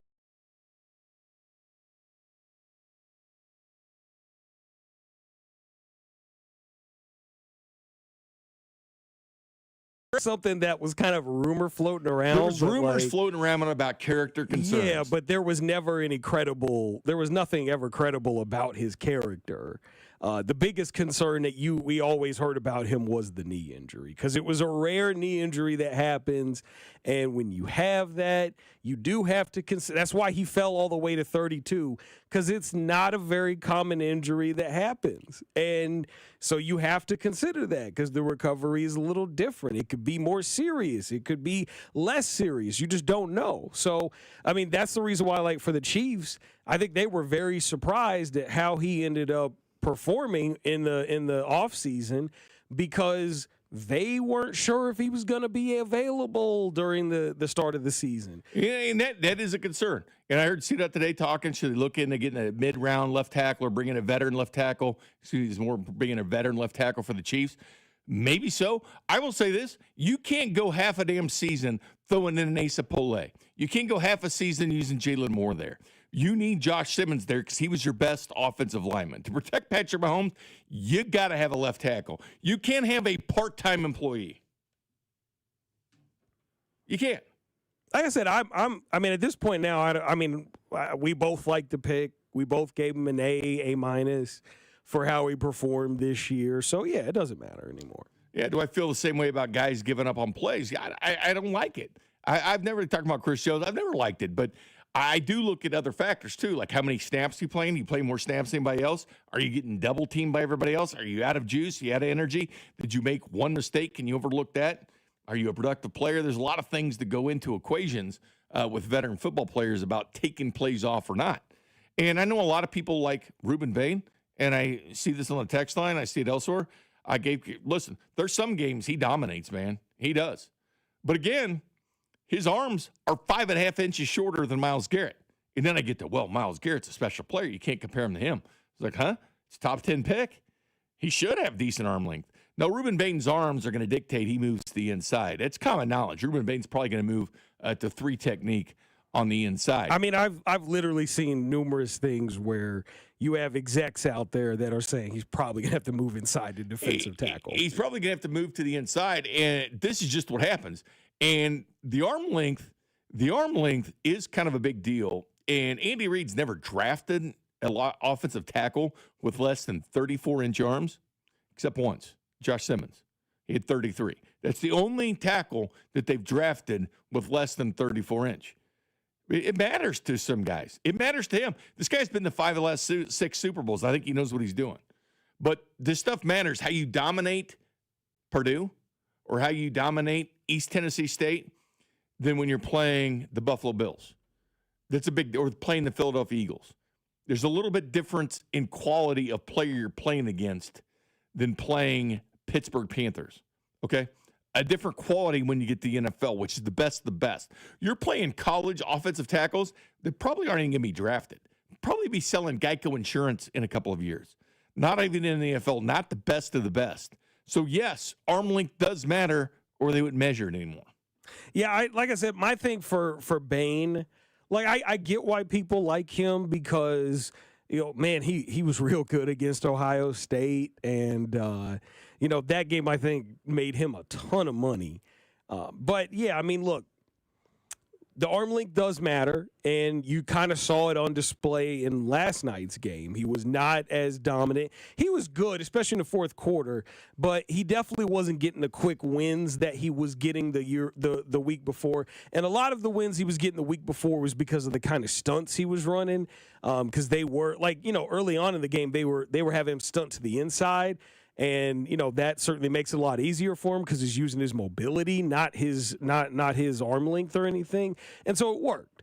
But, I think if you try to use him purely like in the Chiefs system, I don't think Bain's going to be as effective in there because of the fact that it is more of a power rush system and you are going to have to be more physical. And it's going to be tougher for him to do that because he's going to be at a disadvantage against grown-ass men in the NFL. So when you take a timeout, that is a good place to be, though. Are you on team pass rush, team wide receiver? Or are you like, you know what, whatever they do, you can kind of get behind it. You can buy it, what they do, because there are going to be options, and it is going to be able to easily sold on several different positions. But you do think there are several positions they had to zero in on. We'll talk about that next. You're listening to After Hours, brought to you by Twin Peaks. Eats, drinks, scenic views on your home for Kansas City sports. 96.5, The Fan. I wish I'd gotten treated for my erectile dysfunction sooner. Men, I hear this all the time from our patients. This is Jeff for Heartland Men's Health, and if ED is a problem in your life, resolve to get it treated today and stop having it affect you and the one you love. ED is simply a medical condition, and it's fully treatable. And at Heartland Men's Health, we have treatments that are effective in well over 90% of cases. Which means if you're like most guys, your ED will be a thing of the past. In fact, you could be having great sex within a day or two of your first appointment, and you'll likely find you're performing like you haven't in a long time. It's the new year. Resolve to get your ED treated and change your life. Call us at Heartland Men's Health. Your initial visit is only $99. It includes blood work, a medical consult, and if medically advised, a test dose. And if that test dose doesn't work in the office, your visit is free. Call 844-447-6600. That's 844-447-6600, or go to heartlandmenshealth.com. We have 3 offices: Overland Park, Independence, and North Kansas City. Man, if your stream isn't as strong as it used to be, or you're taking more breaks to the bathroom than the last 2 minutes of a televised football game, There's another timeout. We'll be back after this. it's time to get checked. An enlarged prostate, or BPH, could be the cause. And Kansas City Urology Care is here to help. Fast answers, trusted care. Don't wait. Come see Kansas City's largest, most experienced, and most advanced urology team. Visit kcuc.com today. At KCUC, you see the best in KC. Caesars Sportsbook is the only sportsbook app with Caesars Rewards. Bet on gridiron action and earn perks on every game, like hotel stays, bonus bets, game tickets, and more. Download the app using promo code Radio250BM and get your first bet matched as a bonus bet up to $250, whether you win or lose. Must be 21 plus and physically present in Missouri. Open to new users only. Minimum odds -500. Awarded as non-withdrawable bonus bets that expire 14 days after receipt. Bonus bet amount not returned for winning bets. Void where prohibited. See Caesars.com/promos for full terms. Must be 21 or older to gamble. Know when to stop before you start. Gambling problem? Call 1-800-GAMBLER. Hey, it's almost Andy Reid. Who knew dressing up for a Halloween ball would change my life forever? Now I get to celebrate with the best fans and everything Kansas City. Oh, yeah! My journey also led me to Renner Garage Door, Casey's go-to team for garage door repair, replacement, and service since 1956. Renner features an MVP lineup from Delden, Amar, and Liftmaster. R-E-N-N-E-R, R-E-N-N-E-R. When winter's chill hits, trust Hamilton Plumbing, Heating, AC, and Rooter. For a limited time, get up to $2,000 in instant savings on a new HVAC system from Hamilton. Our pros offer expert installation, flexible financing, and energy-efficient options that can help lower your energy bills. Over 40 years experience and more than 8,000 five-star reviews are great reasons to trust Hamilton. But don't wait. This is a limited time offer. Visit callhamilton.com/radio for details, terms, and conditions. License number 2025-11121. Need to sell your house in Kansas City but not sure what the best option is? Selling a home, especially when dealing with foreclosure, divorce, job relocation, or an inherited property, can feel overwhelming. That's why I don't just make offers. I help homeowners understand all their options so they can make the right choice with no pressure and no obligation. I'm Rex, a local homebuyer and resident right here in Kansas City. Whether you're looking for a fast cash sale or just want to explore your choices, I'll walk you through the pros and cons of selling to me or listing with an agent. If selling directly is your best move, I'll offer you a fair cash price and a closing timeline that fits your needs in as little as 7 days or on your schedule. No repairs, no commissions, no hidden fees. Just a transparent, hassle-free process so you know exactly what to expect. Let's talk. Call 816-330-6000 or visit rexspicekc.com for a free, no-pressure consultation. Rex Spies KC, helping homeowners make informed decisions with confidence. Hey, it's Dusty Likens, and on behalf of everyone here, I want to thank you for listening to another season of Chiefs football right here on 96.5 The Fan. Although the season didn't go as planned, we saw record listenership these last 6 months, and that's all thanks to our listeners and Chiefs Kingdom. Our coverage will not change these next couple of months as we get you ready for a busy offseason starting with the Combine, free agency, and the NFL Draft. Stay up to date with us on YouTube, Instagram, the Odyssey app, or right there in your car. This is your home for Chiefs football, 96.5 The Fan. Welcome back to After Hours. Jay Binkley, Chris Nocero, Omar Cooper in the end zone now. Indiana 14-7 over Oregon. No, I love this draft stuff. I've liked it from the beginning. And it's funny how people cherry pick certain players, like Simmons and stuff like that, but they won't say crap about Mahomes. I sat here live saying every single mock draft I had, we put them on 610sports.com, every single one of them had Patrick Mahomes. The very first article on the 610's new website was done at the Big 12 tournament back in 2017 on why the Chiefs should draft Patrick Mahomes. Very first article we had on the website. And it was a bunch of Deshaun Watson, man. I sat here live on the radio dealing with this text line, these phone callers, the night they drafted Mahomes. And I heard from you saying this is going to suck. He doesn't win at Texas Tech. Why'd the Chiefs draft him? They should have got a winner in Deshaun Watson. That was the prevailing sentiment. You're probably not going to agree with it, but you know damn well I'm right. And that's who you wanted. But had they drafted Deshaun Watson, he would be sitting here with 0 Super Bowl rings. He wouldn't be sitting here with anything. And you'd have an overpriced quarterback that got in trouble. That's what you'd be dealing with. Patrick Mahomes brought you rings. But you know what? There wasn't a lot of people that wanted Patrick Mahomes back in 2017. Not many at all. And the national publications that put things out still had him at the end of the first round. They didn't have anybody trading up and getting him. They had him still slotted to go 27th, 28th in the draft, not 10th. They thought the Chiefs were going to be able to get him at 27. Yeah. Then all of a sudden his stock started going up.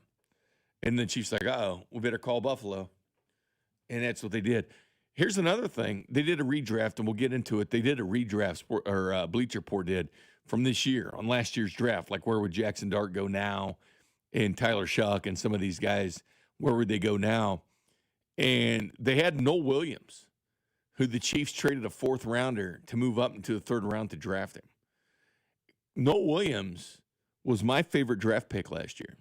But you're not going to say that. You're not going to text me that. You're going to text me about Simmons. You're not going to text me about Noel Williams. You're not going to text the fact that Chris and I brought his head coach on live to talk about Noel Williams. Noel Williams was picked 20th in their redraft.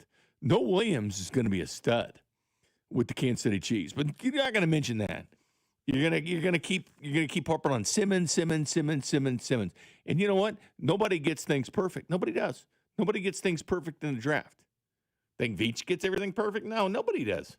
So it's just a crapshoot of what you do. But I digress. It's a fun, and I think we're gonna have a fun time. But the biggest debate now is defensive edge or wide receiver, and you get both comments, and you get a lot of them. Is wide receiver part of that debate? It is for a lot of people that'll bring a bunch of crap on the football field and finish in 15th every year in points per game.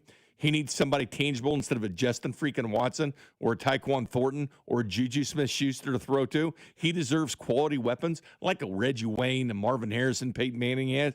He deserves something than a bunch of guys that run around and drop the football. He deserves something much better than that. So, yeah, I'm going wide receiver. And when people are like, well, they made the Super Bowl with the crap wide receivers. Yeah, true. They didn't last year. They sucked last year. Remember, they didn't have their number 1 receiver for 6 weeks through the season. That really set them back when they started 3-3. They lost Xavier Worthy on play 3 in Brazil. He was out 3 games.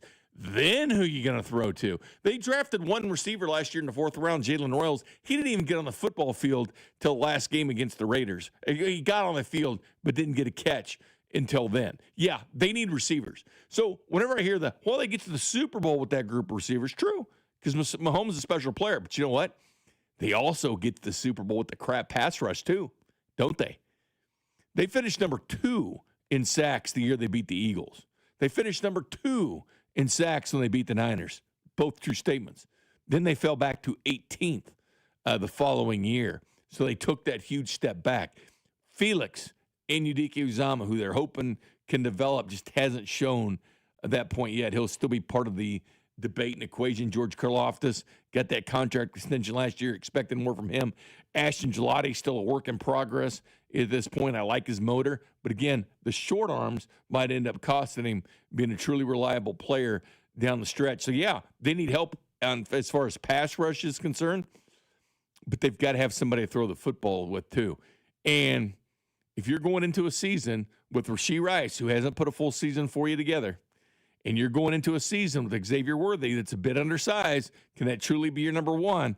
I don't believe Xavier Worthy can be your number one. The Chiefs might be without a number one wide receiver. So, yes, and you know what? You go in the free agency, you get a good receiver, you're going to be paying over $30 million.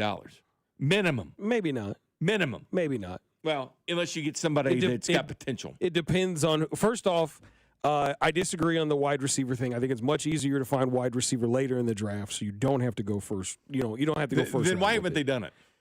Because they haven't been picking in the top 10. If it's that easy, why haven't they done it? Why do they have just Sky Moore and crap like that?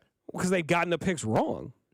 Like, that's what happens in the draft. You get picks wrong. Yeah. They could get it wrong in the top 10, too. This is your chance at number 9 to be right. They could get it wrong, too. To go all personnel to the Senior Bowl. It's a week before the Super Bowl and scout and not have to worry about the Super Bowl. So here's my thing. First off, it's much easier to get it right with receiver than it is other positions like edge rusher. You brought up, the fact that they won the 2 Super Bowls when they were top 5 in sacks. To me, that is more indicative of winning than having the receiving core. Because that did matter. That mattered a lot. And that's the reason why I think you go edge rusher. I think you go edge rusher because you have an opportunity to go and take a generational edge Chris. rusher. They did it by other means, though, too, because they blitzed from the interior, right, they blitzed from the secondary. Right. My point, though, wasn't just is pure that edge rush. My point, though, is that it's much easier to play great defense when you don't have to blitz. The problem that they had this year was that they had to do a lot of smoke and mirrors to generate pressure because they couldn't do it. Because Chris Jones is in his 30s. And I don't think we're having this conversation enough. Chris Jones is old. He's 31. He's not young. In football years, that's old. It's old. Like unless you're a quarterback. And I know unless you're a quarterback. Unless you're a quarterback or a kicker or a punter, you're old if you're 31. Yeah. I say this as someone who's 35. I know. And I feel it. I feel my age. Like, I'm telling you, he's old now. Unless you're Cam Morton. He's old now. And, that's my thing is, because of that, we can't keep thinking of him the same way that we've been thinking about him for years. He needs help now. He can still go out and dominate a game. We saw that against the Texans. He was tearing that Texans line up, but he's not the same dude that was doing it a couple years ago. So you need couple of really good guys. I know a lot of people like Bain. I'm not a big fan of Bain right now for this system. I know a lot of people like David Bailey. David Bailey's not a fit for what the Chiefs are looking for. But there's guys like Keldrick Falk. There's guys like TJ Parker who are really, really talented players that can come in, and if you do a good job at developing them, whoever the defensive line you don't like a Messidor later. If they went wide receiver early and then went Messidor later. No, if Messidor is your top edge rush pick, absolutely not. I don't like that. Because I think Messidor is going to be a pretty decent edge rusher. I don't look at him as a top end edge rusher. No, to me, you have a chance to go get potentially not generational level, but really, really talented, could be a top tier pass rusher for your defense. And then second round, because remember, you're going to be picking top 10 in the second round, too. I think 8th overall in the second round is where they're going to pick, because it's like that 8 to 10 range is where they're kind of going to be bouncing around each round. So I think it'll be, pick 40, I think, in round 2. Overall in round 2 is where you're going to be picking in the second round. You have a chance to go get a receiver there. Good receivers are going to be there. Chris Brazzell, the second from Tennessee. Chris Bell from Louisville. There's going to be receiver options in round 2 that you don't have to use a top 10 pick for. I like Carnell Tate, but we both admitted this past week when we talked about how he performed last week against Miami, he was ass in that game. The problem is he's good in this class. That's my point. Yeah, that's the point. But that's my problem, though. Yeah. And you are literally. How would he be in next year's class? And that's behind the 8 ball. That's my point. He's a second round pick in next year's class. That's my problem. I like Carnell Tate a lot now, but I'm not taking a second round pick in next year's class in the top 10 this year. You know what though? I get where you're coming from. I get where you're coming from. Look, I understand. If it's not Carnell Tate, I'm a Jordan Tyson guy, too. I'm Mekhi Lemon. And I know you get emotional about the offense because we have this debate all the time. I get it, man. But look, you can find talent for Mahomes to throw to outside of round 1. Travis Kelce was a 3rd-round pick. Tyreek Hill was a 5th-round pick. You can find Rashee Rice was a second-round pick. You don't need to go top 10 at wide receiver. Like, there are plenty of good wide receivers that go outside the top 10. I mean, Denzel Boston's probably going to be sitting there. Puka Nacua is one of the best receivers in the league. Man, Puka Nacua is a fifth-round pick. He was the fourth fifth-round pick for the Rams when he was taken. Fifth-round pick for the Rams. Yeah. Like, this is my point, man. Is like, I understand you get emotional about this, but you got to understand, and you know this just as well as I do. I want playmakers. I know you do, but you don't have to take them in the top 10. You could take playmakers all throughout the draft because playmakers are really hard to evaluate. I would rather get receivers because I look at what you got. And here's the one thing, the missing piece, though. The missing piece of this argument. Your quarterback's not Tyler Bray. Your quarterback is Patrick Mahomes. Patrick Mahomes is a Ferrari. Patrick Mahomes deserves gas in the car. Patrick Mahomes deserves reliable receivers. Yeah, and there's no guarantee that you're going to get a reliable receiver in this year's draft in the top 10. Better free agency, a cheaper free agent option, because, again, the Chiefs are number one against the cap, over the cap in the NFL. I do believe getting a tight end through free agency would be cheaper than getting wide receiver. That's why I'm on team draft receiver. It depends. It depends on who you get. Personally, I'd like to see them go and get a guy like what's his name? Brandon Ayuk. Because I think Ayuk is not going to be with the 49ers next No, year. He's not going to be. He burned that bridge. He's done. And I think Ayuk would be a great fit for the Chiefs. I think he would be an awesome fit he can get open. Like, he's a guy that gets he was the Niners' best receiver when he was playing for them last year. Before he got hurt, he was their best. He was better than Debo.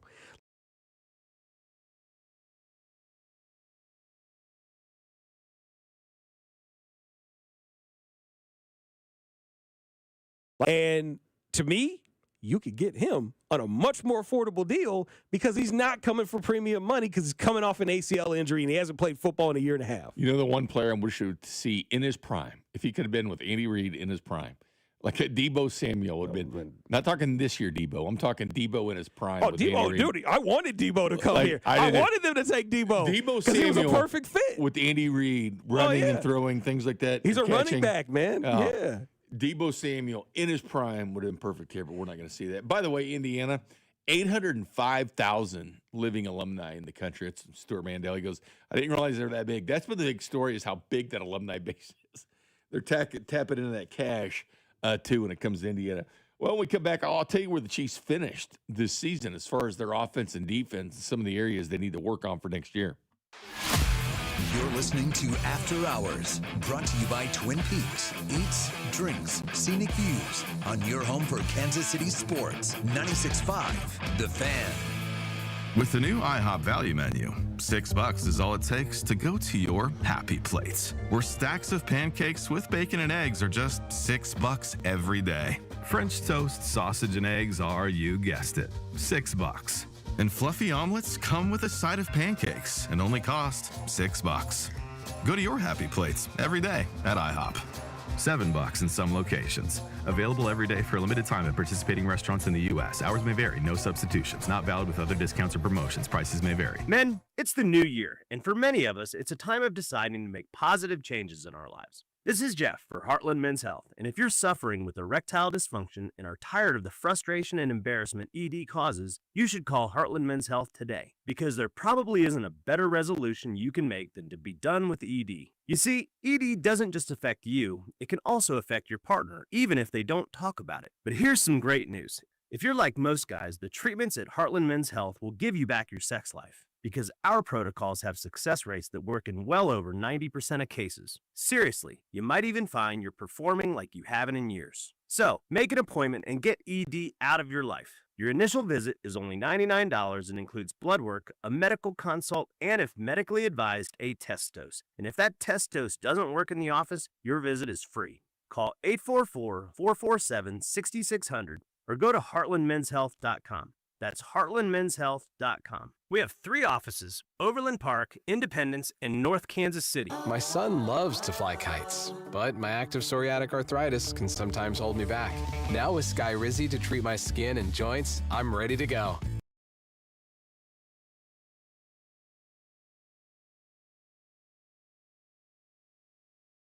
allergic reactions and an increased risk of infections or a lower ability to fight them may occur. Before treatment, your doctor should check for infection and tuberculosis. Tell your doctor if you have an infection or symptoms such as fever, sweats, chills, muscle aches, or cough, or if you plan to or recently received a vaccine. With Skyrizi, there's nothing like clearer skin and better movement, and that means everything.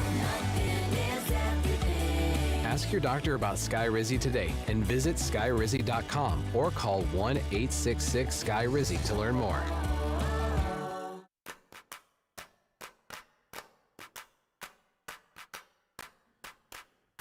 Welcome back to After Hours. Jay Binkley, Chris and Osero. Jordan Schultz just put this out. The Seahawks sent out a warning to season ticket holders that selling playoff tickets may impact their ability to renew season tickets for next seasons. That's pretty harsh, man. Why? These people paying a lot of money for those. Well, they don't pay as much as the regular fans, as like non-season ticket holders do. But They just don't want a lot of other fan bases to be the 12th man. They're still fighting for Texas A&M over the 12th man. I guess. So the end of the year for the Chiefs, they finished 7th in penalties, 9th in penalty yards. So that goes against what the narrative nationally is, that the Chiefs get all the breaks, because that's factually inaccurate. Well, nobody said it now because the Chiefs weren't good this year. Oh, yeah, they used it to say, they're bad because they're not getting the breaks. They only said that when the Chiefs were good. Yeah. Because that's just an excuse. So, yeah, we know. Yeah, and getting to the quarterback was a problem this year. They were tied for 22nd in the NFL, only 35 sacks. They gave up 47 sacks on the year, but that's 22nd most in the NFL. So they had done a better job on that. Total offense, they were 20th. Running offense, 25th. 106.6. So it's about the average. The average with Mahomes as a starter has been about 105. Passing offense, they were 16th. Scoring offense, 21st. So that took a step back. It was 21st at 21.3. Was 15th in the league last 2 years. Before that, went back to 21st. Total defense, they were 10th. Pass defense, 12th. Rush defense, 9th. Scoring defense, they were 6th in the NFL. As far as offensive points per drive, 15th, right in the middle of the pack.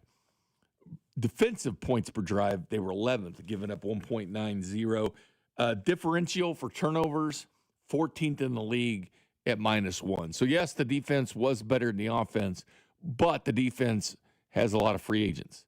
The defense has a lot of guys turning older. So the defense does need to get better, but they've spent a lot of draft capital on said defense. That's why it's imperative for Josh Simmons to work and Kingsley to work at guard and, be a nice tandem there, be a nice line out there with Creed Humphrey and Trey Smith, and figure out what you're going to do at right tackle to that point. But that's why it's imperative for that offensive line to work. But defensively, they were better this year than the offense, but changes But that was are coming. a lot of smoke and mirrors. It was. They could not generate pressure without blitzing.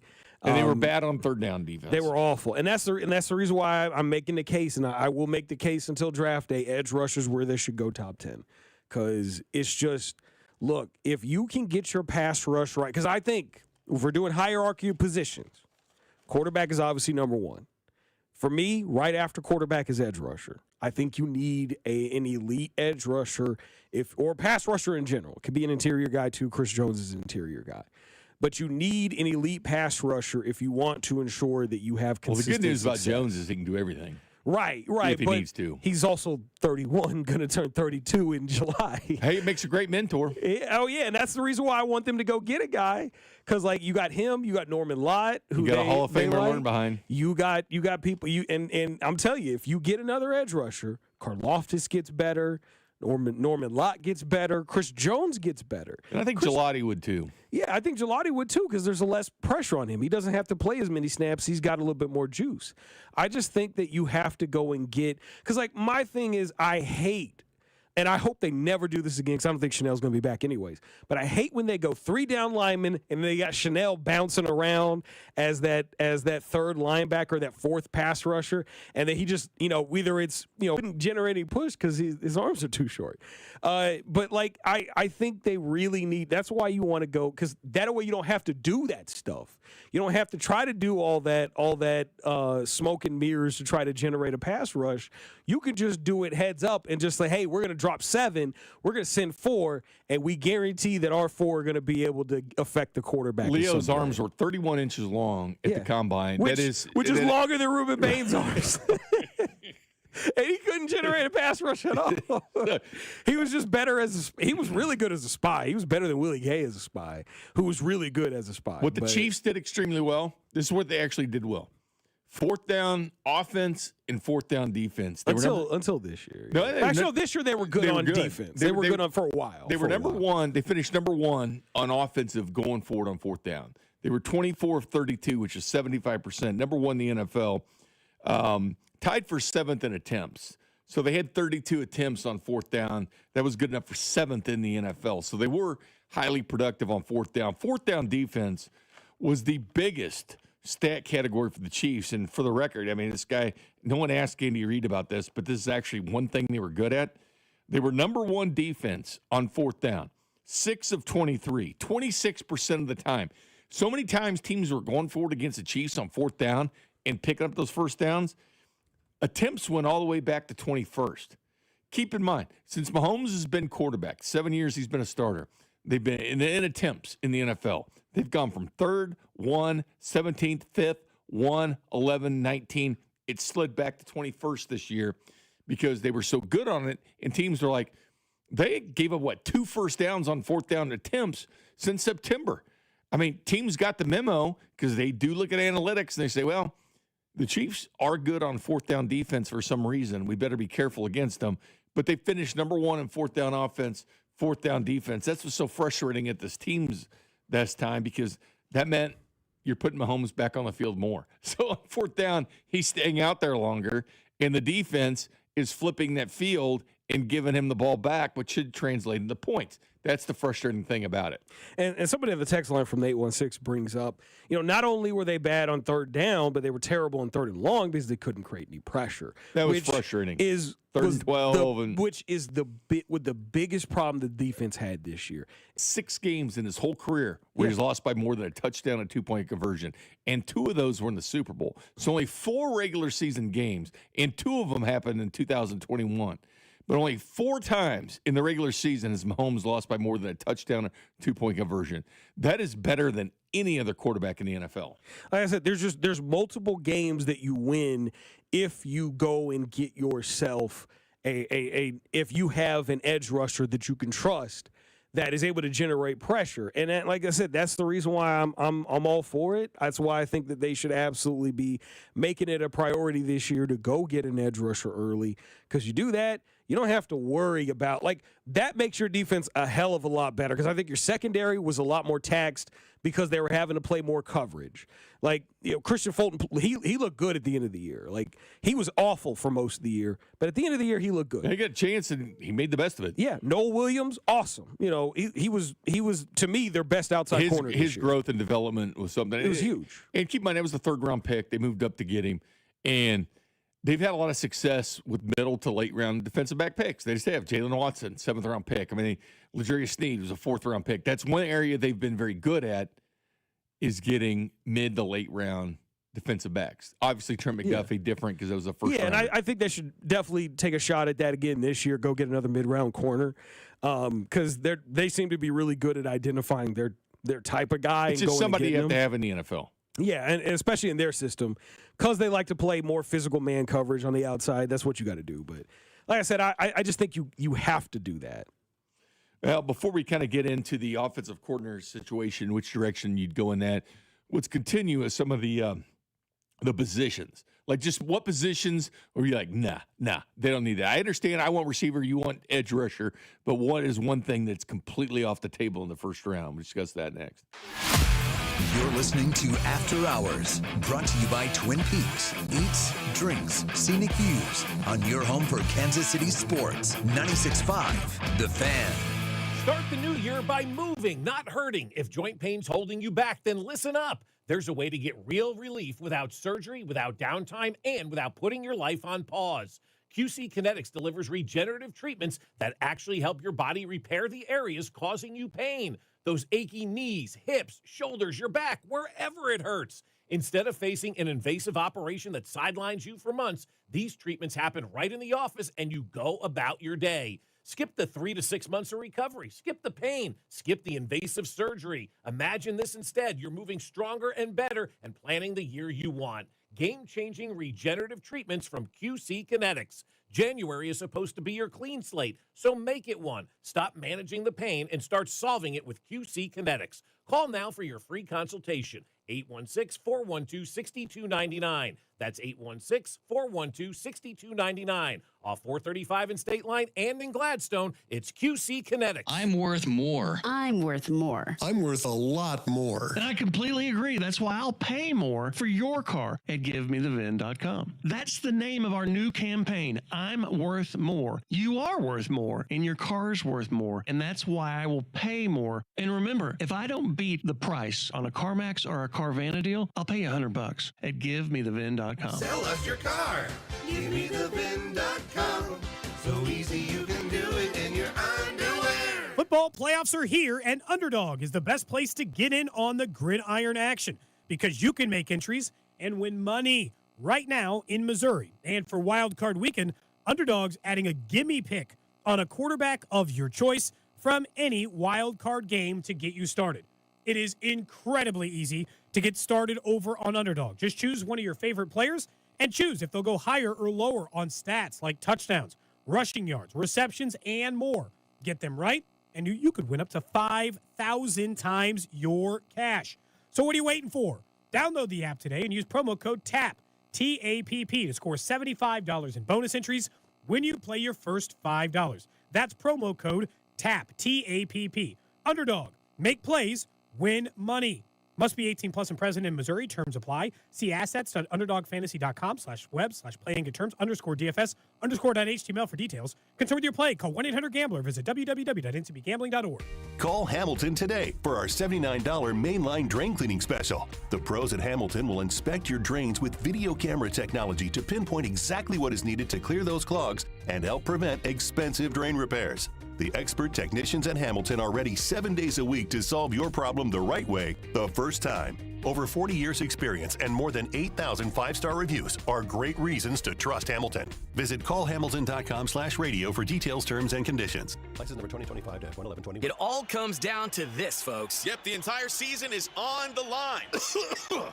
But my throat has officially thrown in the towel. Sounds like you need Vicks VapoCool drops. They're max strength and vaporize sore throat pain.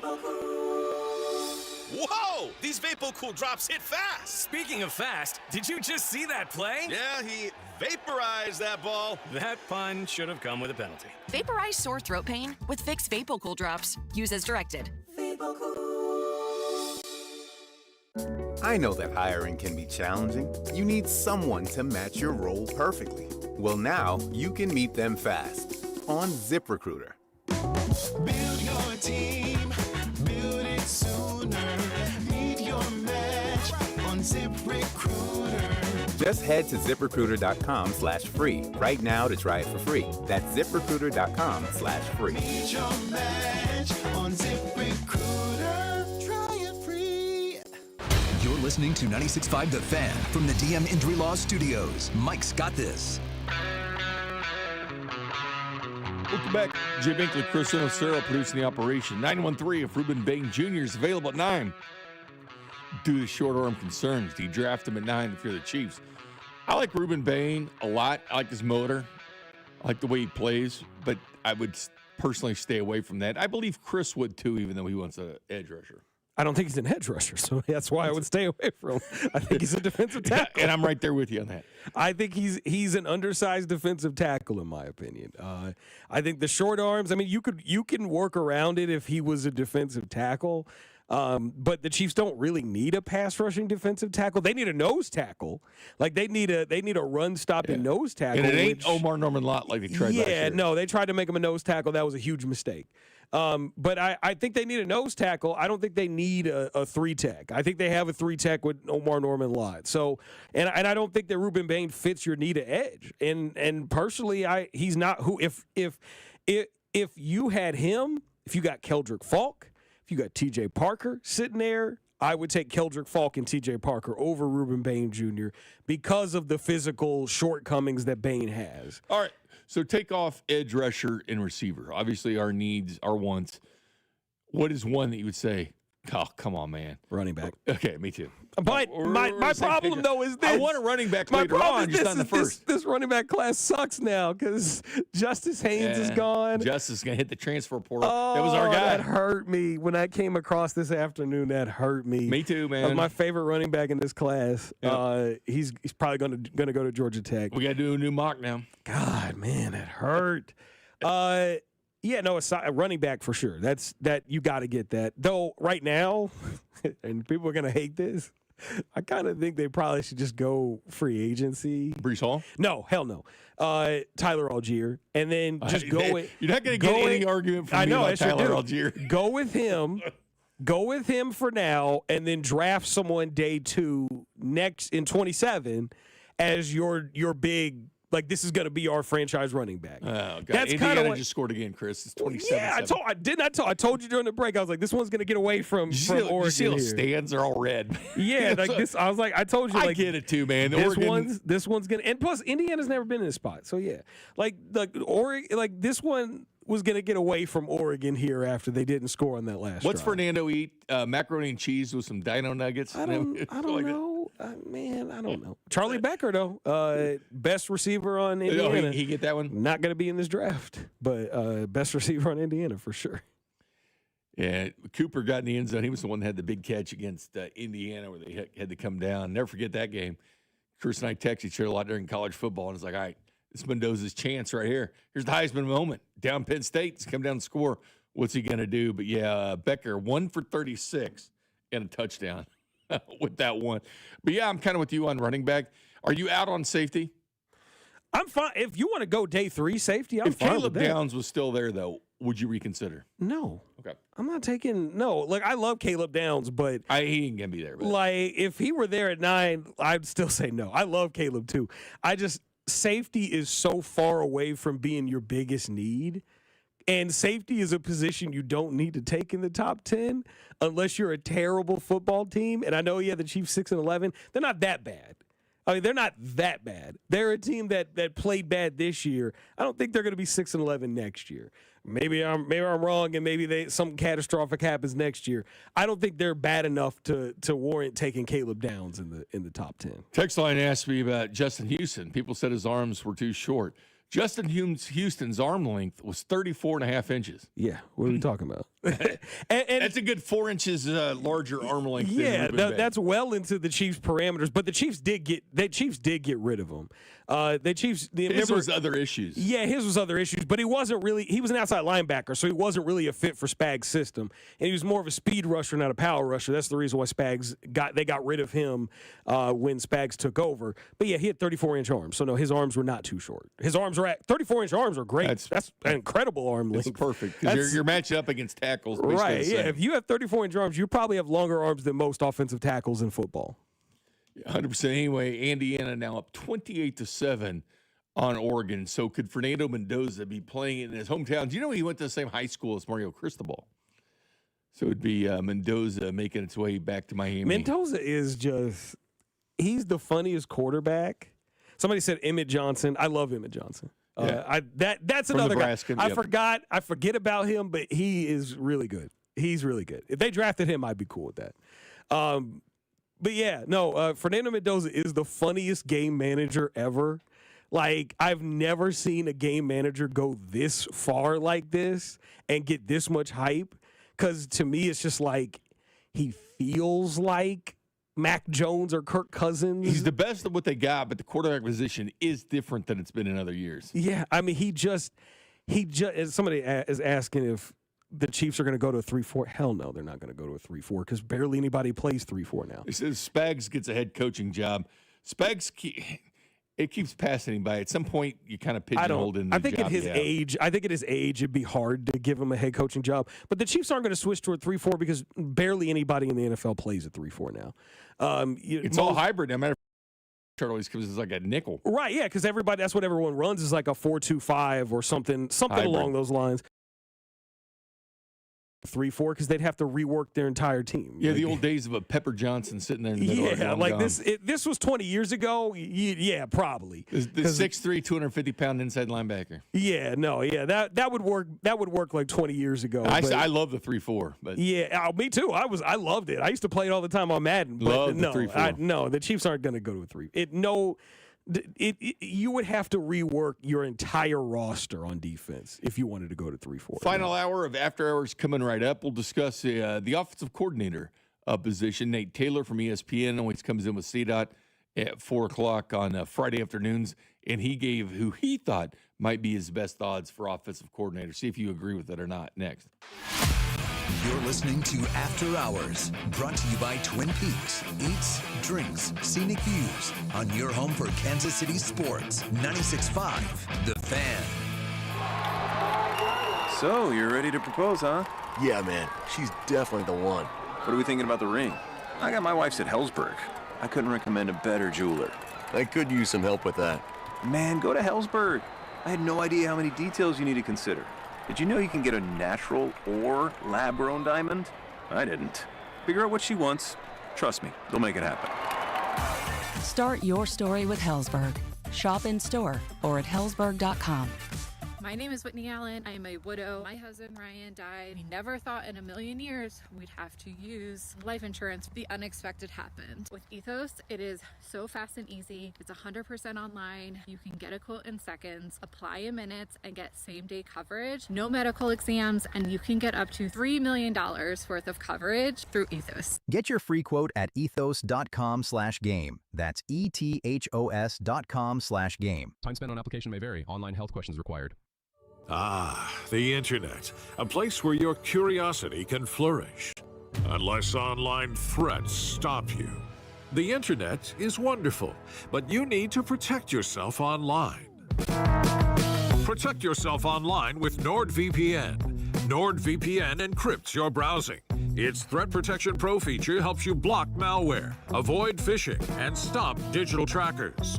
Get the best deal at NordVPN.com. Hi, this is Toby Tobin along with Jason Goodenkoff from Lewisburg Ford in Lewisburg, Kansas. Hi, Jason. Hello, Toby. Let's talk about the buying experience at Lewisburg Ford. It's the best anywhere. Just ask all our customers, Toby. It is hands down the best experience you can have buying a new car. We have the no-hassle Toby Tobin price that we've had for over 45 years now. Nobody else can say that. We've been saving Kansas City thousands and thousands of dollars for a lot of years. I have been buying Ford cars and trucks from Lewisburg Ford for over 30 years, and I know personally this is the best place to buy a Ford car or truck. Great prices. But there's a whole lot more than that. It doesn't just stop at price, Toby. No. There's other factors to this equation, and it's trade-in allowance, financing, and the experience of how knowledgeable the people are that you're dealing with. And we surpass everybody in all those areas. We always have. We always will. That's why calling us is important. Do you have that new pickup? Absolutely. And it's dynamite. Okay. Lewisburg Ford is your best place to buy a Ford car or truck. What's your toll-free number? 816-444-2300. Lewisburg Ford or lewisburgford.com. Having unexpected car trouble or just in a car accident? You need Jay's Southland Tow Service. They have 20 years of experience and service the KC metro area. They specialize in light, medium, and heavy duty, also in commercial transport and construction equipment. Keep this number handy, 816-779-4TOW, or go to southlandtow.com. Use the tow service trusted by most local police departments, Jay's Southland Tow. There's nothing they can't do, so be in the know and use Jay's Southland Tow. Hey, it's Rex here with RexBuysKC.com, your local KC home buyer. If you own a property in the Kansas City or surrounding area and want to sell it fast and at a fair price, write this number down. 816-330-6000. I'm a private real estate investor, not some hedge fund or large national chain. My family and I live right here in KC. I can pay cash and close on your timeline, even in as little as 3 days. Here at RexBuysKC.com, we're improving Kansas City one house at a time.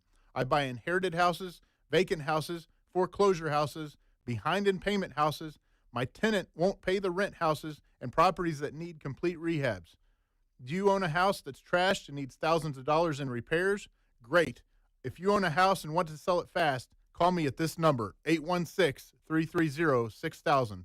That's 816-330-6000, or go to RexBuysKC.com. That's RexBuysKC.com, and I look forward to working with you. Cody and Gold, weekdays starting at 10 on Kansas City's FM sports station.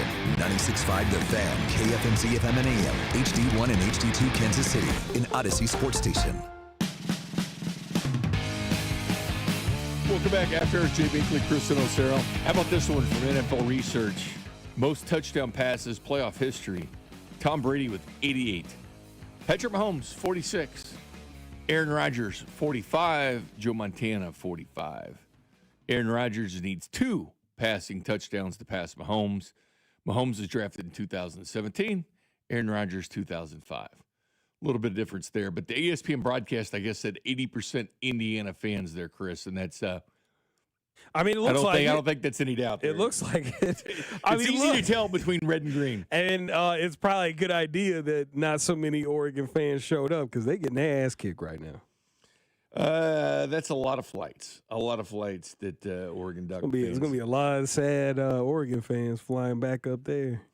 A lot of flights going forward. So you look at offensive coordinators, it doesn't appear that, I mean, they're not going to take anybody from the staff and elevate them to offensive coordinator. Yeah, I doubt they would that's do on it. the table. But being an offensive coordinator with this team, you still have Andy Reid there that's going to get a lot of the credit.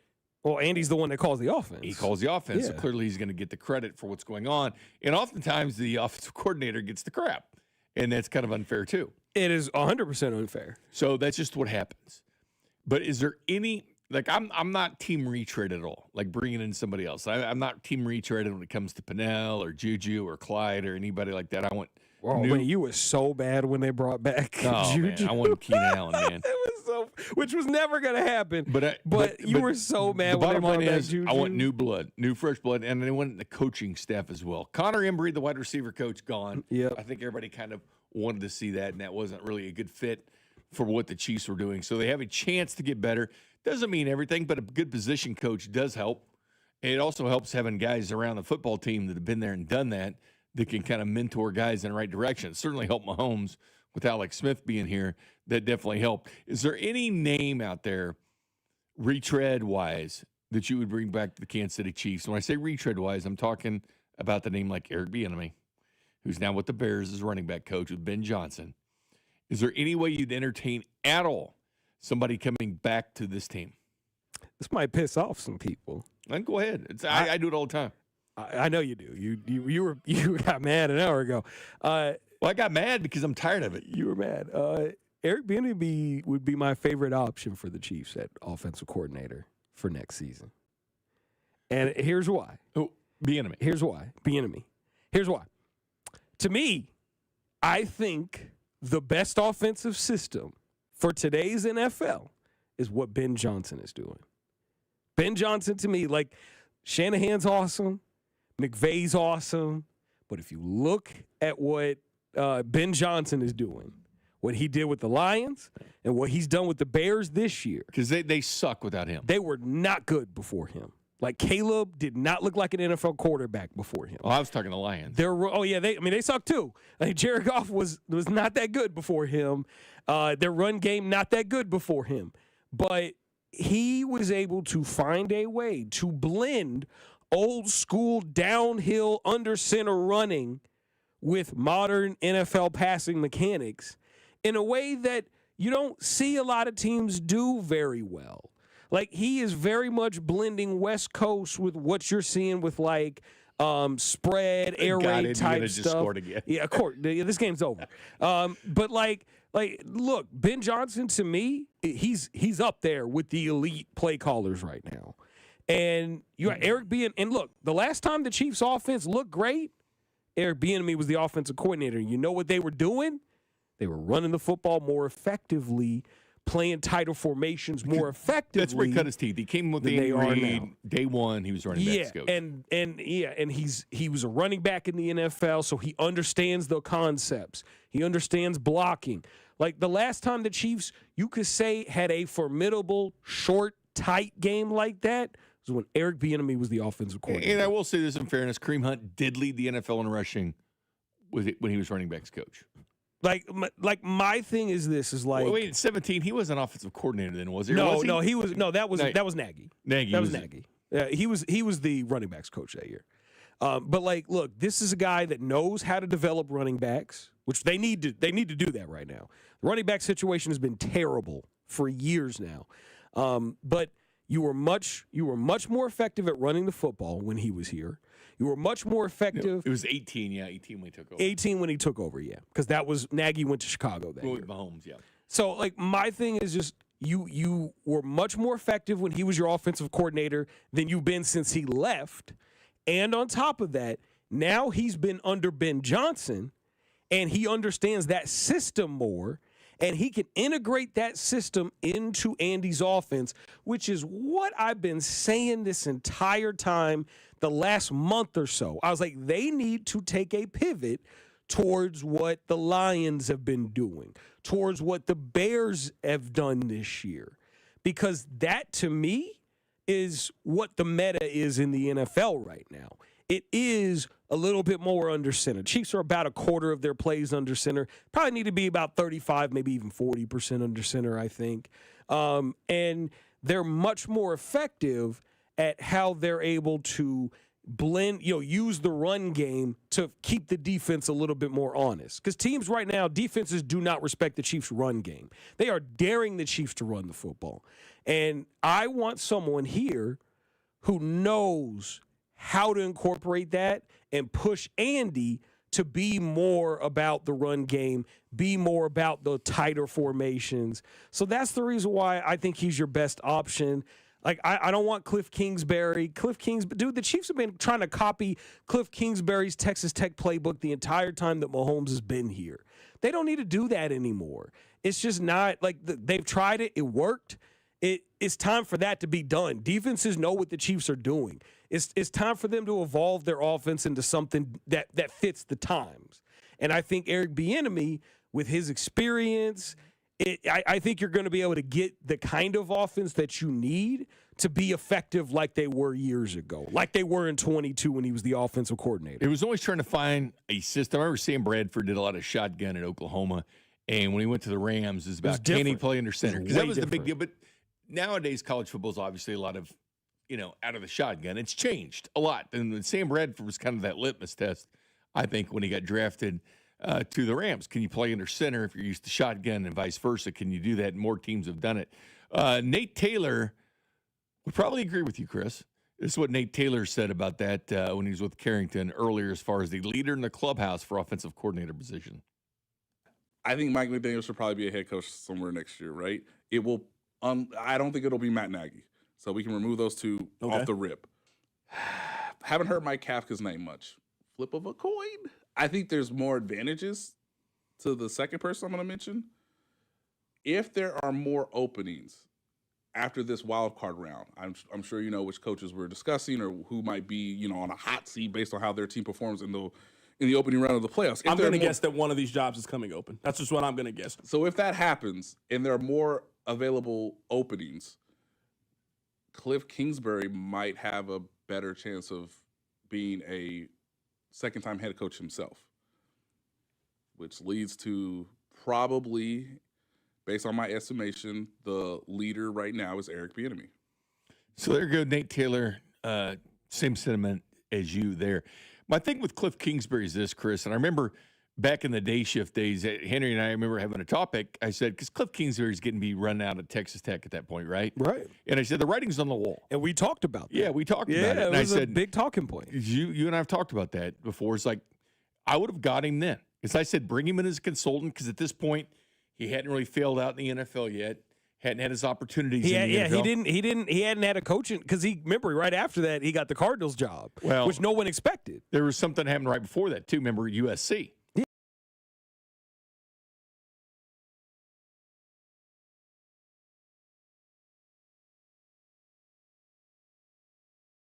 The offensive coordinator for the Chiefs because of Mahomes. Because of the Mahomes deal. But I was like, bring him in as a consultant. But then the sky was greener for him. There was a lot of things he could go do. And obviously when USC came about, and then that quickly turned into an NFL head coaching job, that turned around.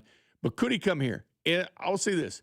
I think Cliff would be fine as a position coach, like offensive coordinator, something like that. Head quarterback's coach. I'd be cool with him as a quarterback's coach. Something like that. Quarterback coach, something like that's fine. No problem. Running a whole system, no, no, because he's had his opportunity and it failed.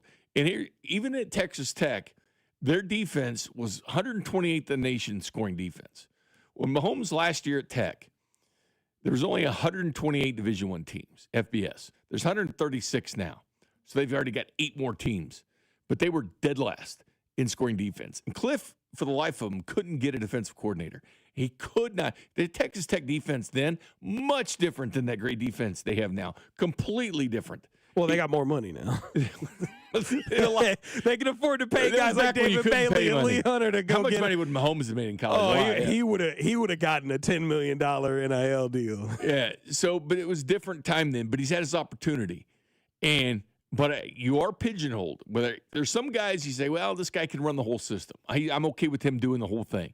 And then there's some guys that are just good at what they're doing, like a Dom Capers on defense or like a Spags on defense. And I even throw Norv Turner in there, even though he had some success in the postseason with the Chargers as head coach. But I think of Norv Turner as an offensive coordinator. I think of him as an offensive mind when he was doing it. So would you get a new blood? Would you go out and get somebody that hadn't really had an opportunity, like a Nathan Shieldhouse that I know a lot of people have been discussing, who, listen, I like Nathan a lot. A guy was a quarterback at Rockhurst, showed a lot. He was quarterback at Illinois. He's on the fast track, man. He's doing the position coach thing. He's earning his way up in the NFL. He will be a head coach. Has he been a coordinator at the NFL? Then why are we talking about him as the OC? Well, it's just weird because Andy Reid was never a coordinator either. Right. And some guys just aren't coordinators before they get that opportunity. But nobody's even talking about him as a coordinator. It might not be time yet. You probably need to spend some time as coordinator before you move into some position. Yeah. But here's the thing. With Andy Reid, it's going to be a little bit watered down. It's going to be a true offensive coordinator coming in. That's why I think you can take a chance on somebody like that, only because that's not a true offensive coordinator, because they're not getting the whole playbook right to them, that it's their offense that they run, because it's still Andy Reid's. So you're not going to have that alpha male type at offensive coordinator under Andy Reid. My problem, though, is this. You need an alpha male type under Andy Reid. That's why I want Bieniemy. Bieniemy will challenge Andy. That's what Andy needs. And he likes him. Andy needs challenge. Andy likes Matt him. Nagy was never going to challenge Andy. Matt Nagy he's you could tell he's very passive in his personality. I'm shocked he never signed a contract extension, just in case, man. No, I don't think he wanted to sign a contract. He did not do that before. I think he was hoping. He was like, "Hey, I'm going to go back to he's KC. interviewed for everything at this point. I'm going to go back to Kansas City, and I'm going to if I don't get a head coaching job here, I'm going to go somewhere where I can call plays." And look, same thing happened with EB before. I think we know what EB is. He's not going to be a head coach in the NFL. That's unfortunate, but you know what? I think he's a damn good positional coach, and I think he's a damn good coordinator. And I know a lot of people feel some type of way about him. A lot of those feelings, I think, are you being wrong about him because, again, the last time he was the coordinator for this team, his team's offense was pretty good. I've heard retreads being thrown out there, like a Brian Daboll, people like that. And I'll say, I'm good. Brian Daboll was on my list for the worst offensive coordinator in the history of Kansas City Chiefs. Because he was terrible in 2012. He was the 2012 Kansas City Chiefs, and they were so bad. And granted, they didn't have any talent on that team. No, they didn't. But they were so bad. But he wasn't great either. They were being compared to the 1927 Buffalo Bison. I'm not kidding. Because they did not have a lead 9 weeks in the season. They were being compared to the 1927 Buffalo Bison. And that was a miserable year. 2012 Kansas City Chiefs, you can forget about that one. That was the year they ended up being number one on the clock. That is the year that brought in Andy Reid, to be honest with you. My thing is this. You need a coordinator that's going to be able to work with Andy. There's no hey, he's going to come in and take the play calling from Andy. That's not going to happen.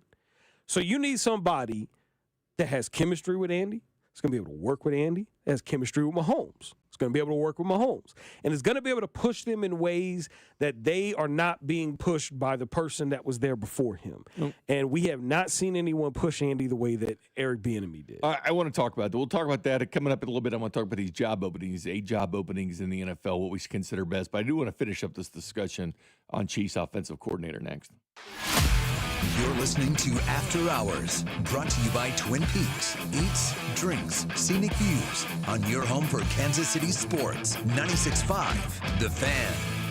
Don't let winter catch you off guard. Keep your family cozy with a $69 heating system tune-up from Hamilton Plumbing, Heating, AC, and Rooter. We have pros available 7 days a week to keep your system running at peak efficiency, helping prevent costly breakdowns, lower energy bills, and keep your home warm all winter long. Over 40 years experience and more than 8,000 five-star reviews are great reasons to trust Hamilton. Visit callhamilton.com/radio for details, terms, and conditions.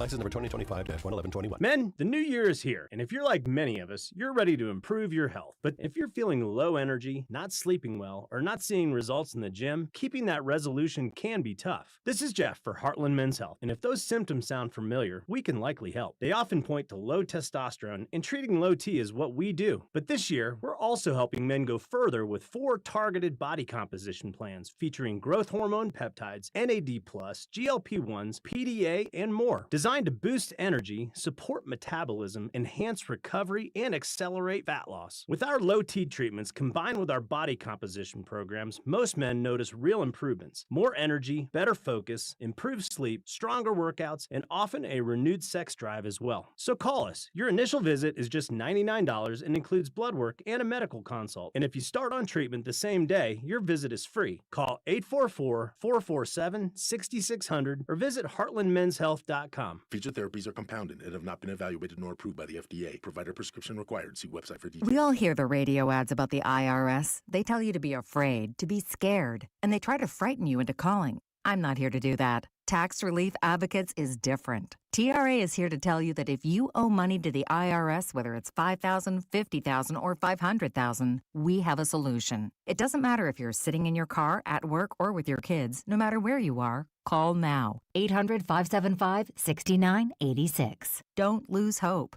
TRA can eliminate or reduce what you owe to the IRS. Generous programs are now available that can give you a fresh start. Our passion is taxes and helping individuals fix their IRS problems. We have over 1,000 5-star reviews on Google and an A+ with the Better Business Bureau. You don't need to be afraid of the IRS any longer. End your tax nightmare today by visiting us online at TRA.com or call 800-575-6986. That's 800-575-6986. Tax Relief Advocates. Real solutions for real people.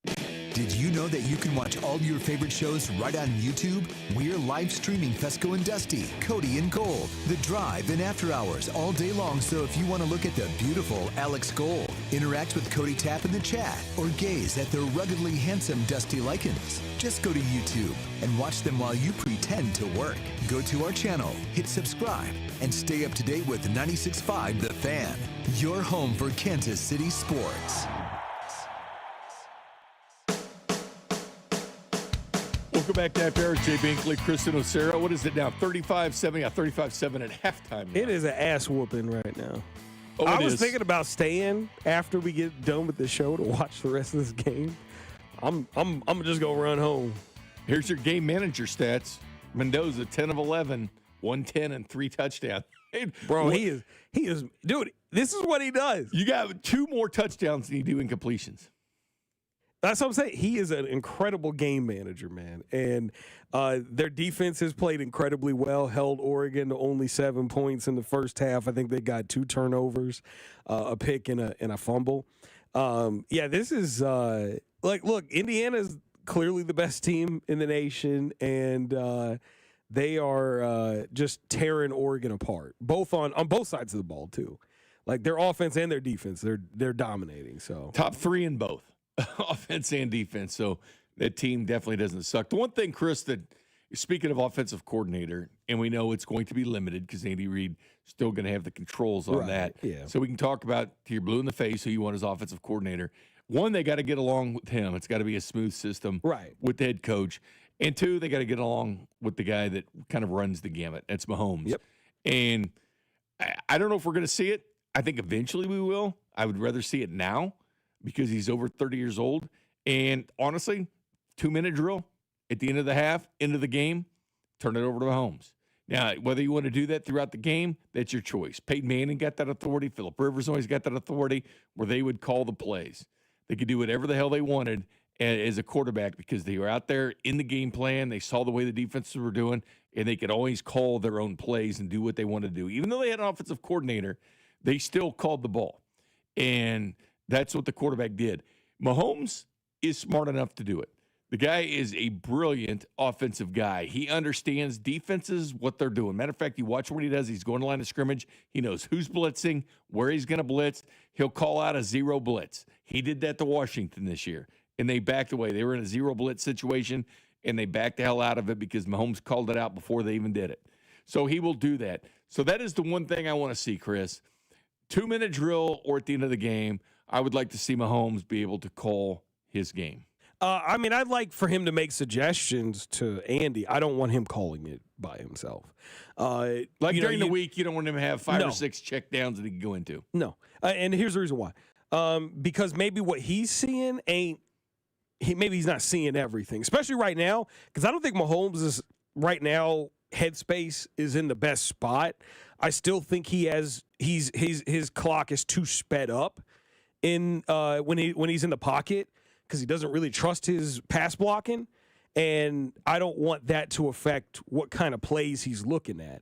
Because we talked about this on our podcast, Character Concerns. Like, he's still not always that comfortable in the pocket, not always looking like he's in control all the time. You don't have that trust. And so it's like, I want another voice to be able to, like, hey, actually, if you would have taken a little bit more time, so-and-so was open. So I don't want him doing that, because I don't think he's in that right headspace yet.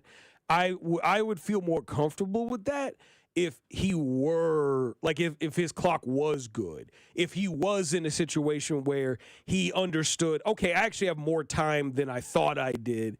Okay, now I can find that guy down the field. So, like, yeah, and plus, you bring that up, and it's like, Phillip Rivers was never great in the playoffs. Peyton Manning always had issues in the playoffs. 14-13, I think it's right. Yeah, and like he always had issues in the playoffs. But he was able to do it during the regular season too. Oh yeah, but then he would get into the playoffs and Tom Brady did a lot of it too. Yeah, but not as much, not nearly as much, because they, like, what's his name?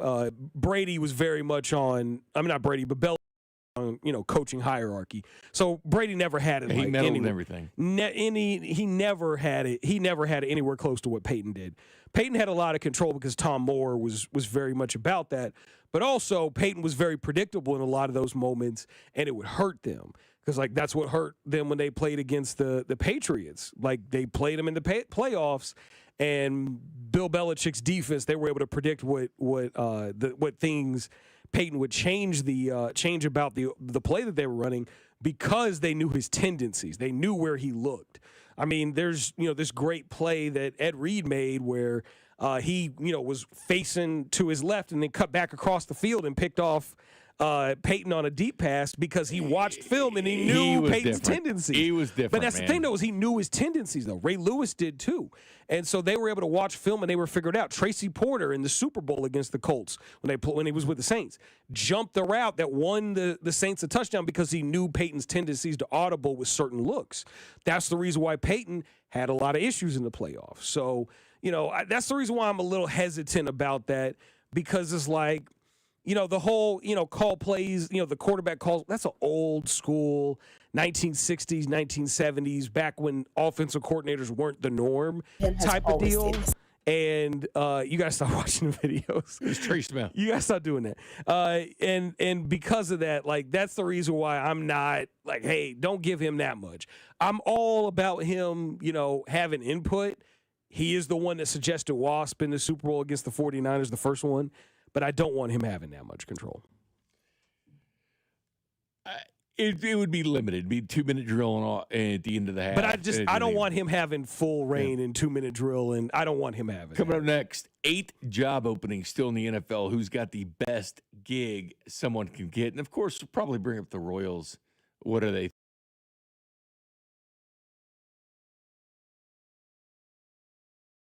next. You're listening to After Hours, brought to you by Twin Peaks. Eats, drinks, scenic views on your home for Kansas City sports. 96.5 The Fan. Caesars Sportsbook is the only sportsbook app with Caesars Rewards. Bet on gridiron action and earn perks on every game, like hotel stays, bonus bets, game tickets, and more. Download the app using promo code Radio250BM and get your first bet matched as a bonus bet up to $250, whether you win or lose. Must be 21 plus and physically present in Missouri. Open to new users only. Minimum odds, -500. Awarded as non-withdrawable bonus bets that expire 14 days after receipt. Bonus bet amount not returned for winning bets. Void where prohibited. See Caesars.com/promos for full terms. Must be 21 or older to gamble. Know when to stop before you start. Gambling problem? Call 1-800-GAMBLER. Legendary doesn't happen by chance. It happens because it's what BetMGM does. Huddle up with BetMGM and check out all the exciting new ways you can make this college football season unforgettable. Shoot your shot with same-game parlays, live betting, or bet on new markets thanks to BetMGM Originals. You'll be on the edge of your seat from the very first snap, no matter what type of fan you are. Earn BetMGM reward points on every bet.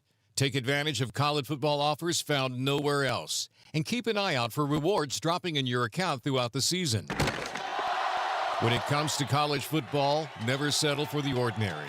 Sign up today. BetMGM. Make it legendary.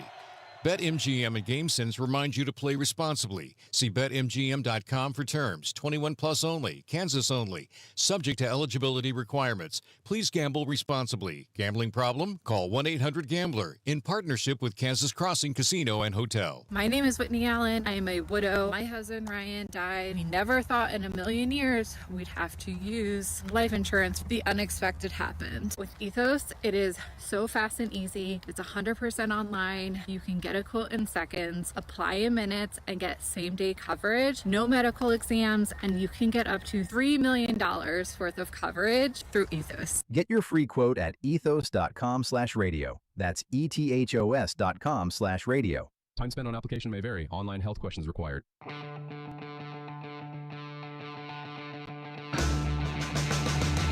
Welcome back to After Hours. Jay Binkley, Chris and O'Sara. Brett McMurphy just put out a projected college football line. Miami plus 5.5. So Indiana minus 5.5 in that game.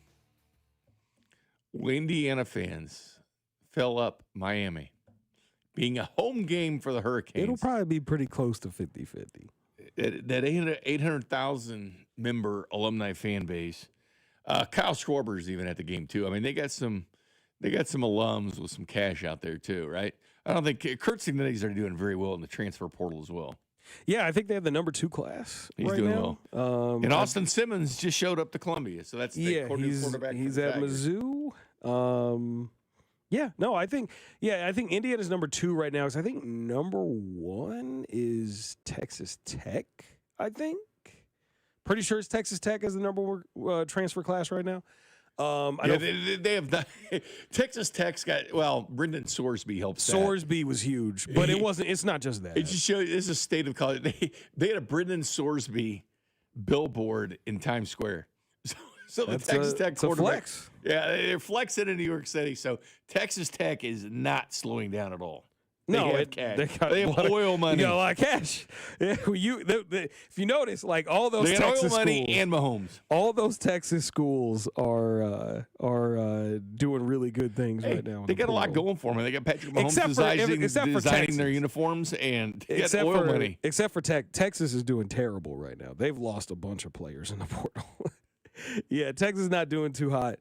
But aside from that, I mean, there's a lot of money right now over there. Texas Tech is number 1. Do you know Signetti does not have a GM? Most of these places have GM. I'm sure he doesn't. I'm sure he told them no. Like speaking of transfer portal and knowing guys, he's got a lot of irons in the fire. He's doing well. He's doing very well at finding that next quarterback. They were good last year, but they're much better this year, obviously, and he's kept that ball rolling. Hell, he was good at James Madison. That thing just never slowed down when he left. Here's the thing about Signetti. He has to be good in the portal because they can't win in recruiting. Like they're not going to be able to dominate in recruiting like that unless they can stay where they're doing and dominating on national TV. Right, and but you also have the money too. Becoming a brand. You also have to go and get the money too, and they don't have that. They don't have the facilities right now. Like, but he's helping them become a brand, which is huge. Yeah, I mean it's going to take more than 1 year, but yeah, I mean the thing is like right now they're not recruiting like that. I mean they weren't big during early signing day like that. It's going to take years for him to do that. So the only way he's going to be able to keep this up is if he's doing it in the portal. And it makes a lot of sense. I mean, it's going to be the same thing with Texas Tech, too. Like, because Texas Tech is still kind of new money as far as their success goes. And so it's going to take a little bit for them to be able to go out there and get their money up to get the big doing it different. recruits. Like Texas Tech's doing it because they put the money out there, then they got really good. Signetti became really good. Now the money's coming. Right, yeah, exactly. So, like, that's the reason why, like, yeah, you're going to have to win in the portal because you don't win in recruiting like that. And it's going to be a while before you do, because you've got multiple schools in your conference that have better facilities, that have more money, and have more prestige than you do. So until you can prove over a long period of time that you can do this and have the type of success that those schools are having, you're not going to win in recruiting. So portal is going to be your best way to do it, and it's working for them right now. But we'll obviously see what happens next year when they lose all these guys. 8 job openings in the NFL at this point, Chris, at 32 teams. The Dolphins, Ravens, Titans, Giants, Raiders, Falcons, Cardinals, and Browns. Okay. Oh, man. Yeah, it's a rough go. These aren't great jobs. It's a rough go. Most of these jobs suck.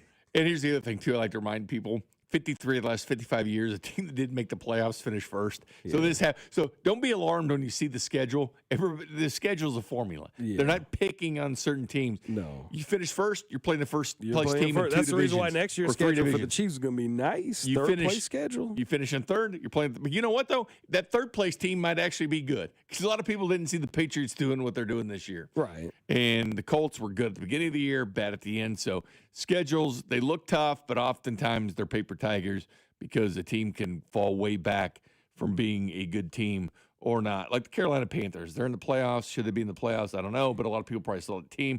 A lot of people probably saw the Chiefs and marked an L by their team's name. You never know what teams are going to do. But which one of these jobs jumps out to you the most?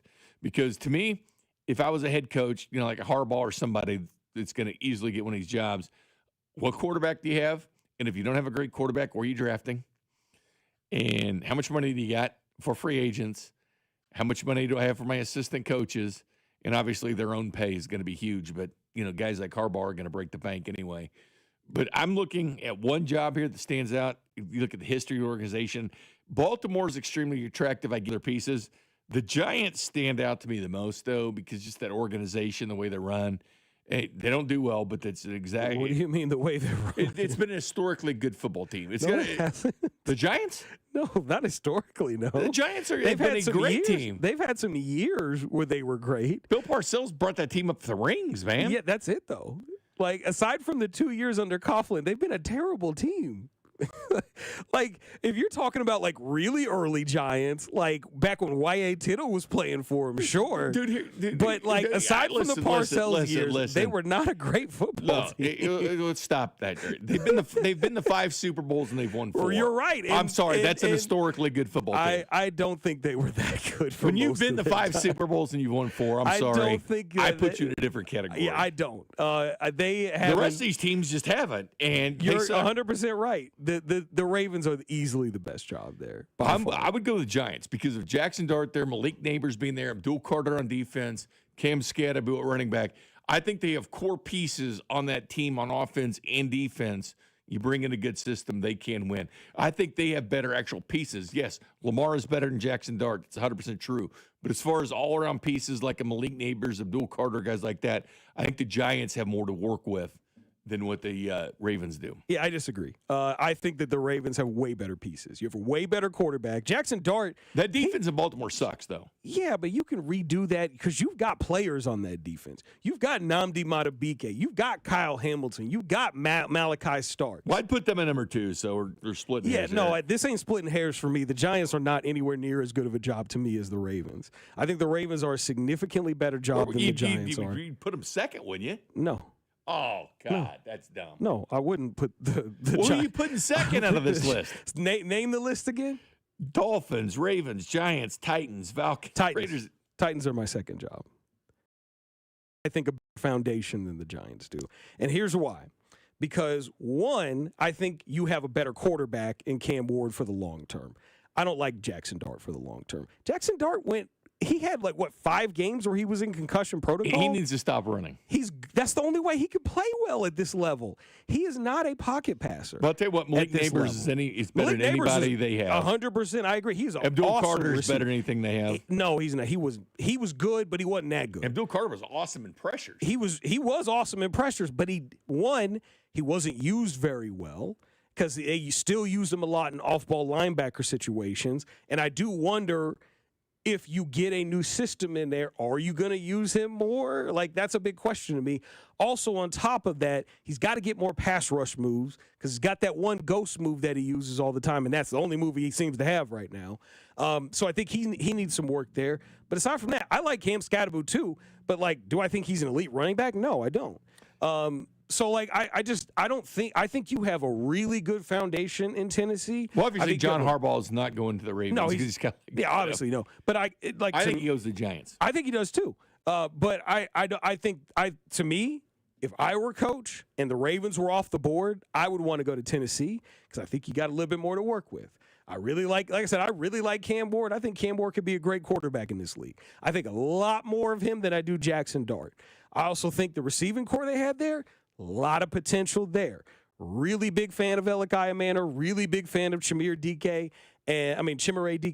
And I think if you add another piece there in the run game there, because Tyjae Spears is a good running back. Tony Pollard's a little washed. But I like Tyjae Spears there. Get another running back there. If you're able to get your offensive line situation figured out, their defensive line's was pretty good last year. Secondary, not that great. But I think if you can work you can kind of build around that D line, build around your receiving core and your quarterback. I think you got something there. Is there a place you wouldn't want to see Harbaugh go? Because to me, it'd be the Raiders. Oh, I wouldn't care about that. Oh, I just wouldn't want to. I just wouldn't want another viable coach just want to ring in this division. Pete Carroll was a viable coach, and he didn't do well at all. I don't think here's my thing. Yeah, but Tom Brady meddled it. Tom Brady's going to meddle with John Harbaugh I don't think Harbaugh goes there because I think Tom Brady's too influential. That's my point. With what's going on. I think Harbaugh wants more of that control. Tom Brady is going to meddle with.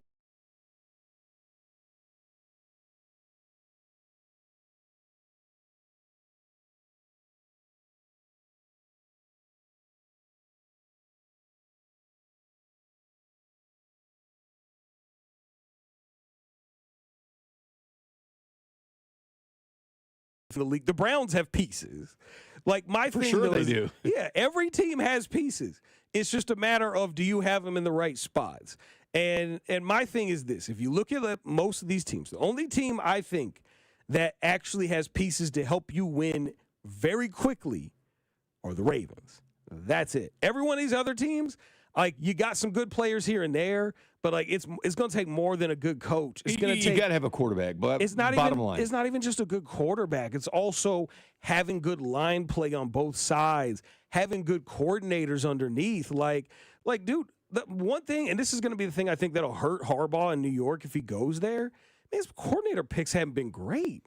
He picked Todd Monken. He got fired because he stuck up for Todd Monken. Todd Monken was not good the last couple of years. Defense has slipped last couple of years. It slipped, but Todd Monken wasn't good either with the offense. No. And so it's do you think he's going to get Jackson Dart to be a better passer? Maybe a little bit. I mean, Todd Monken's first year there in Baltimore, we did see Lamar Jackson take a step forward as a passer, but then he hit a wall again because Monken only did enough to help him out to a certain point, but he didn't take him to that next level as a passer, and he couldn't work out the bad tendencies that Lamar has as a passer. So it's do you think he's going to do that with Jackson Dart, who's basically been trying to concuss himself in his rookie year? No, I don't see that.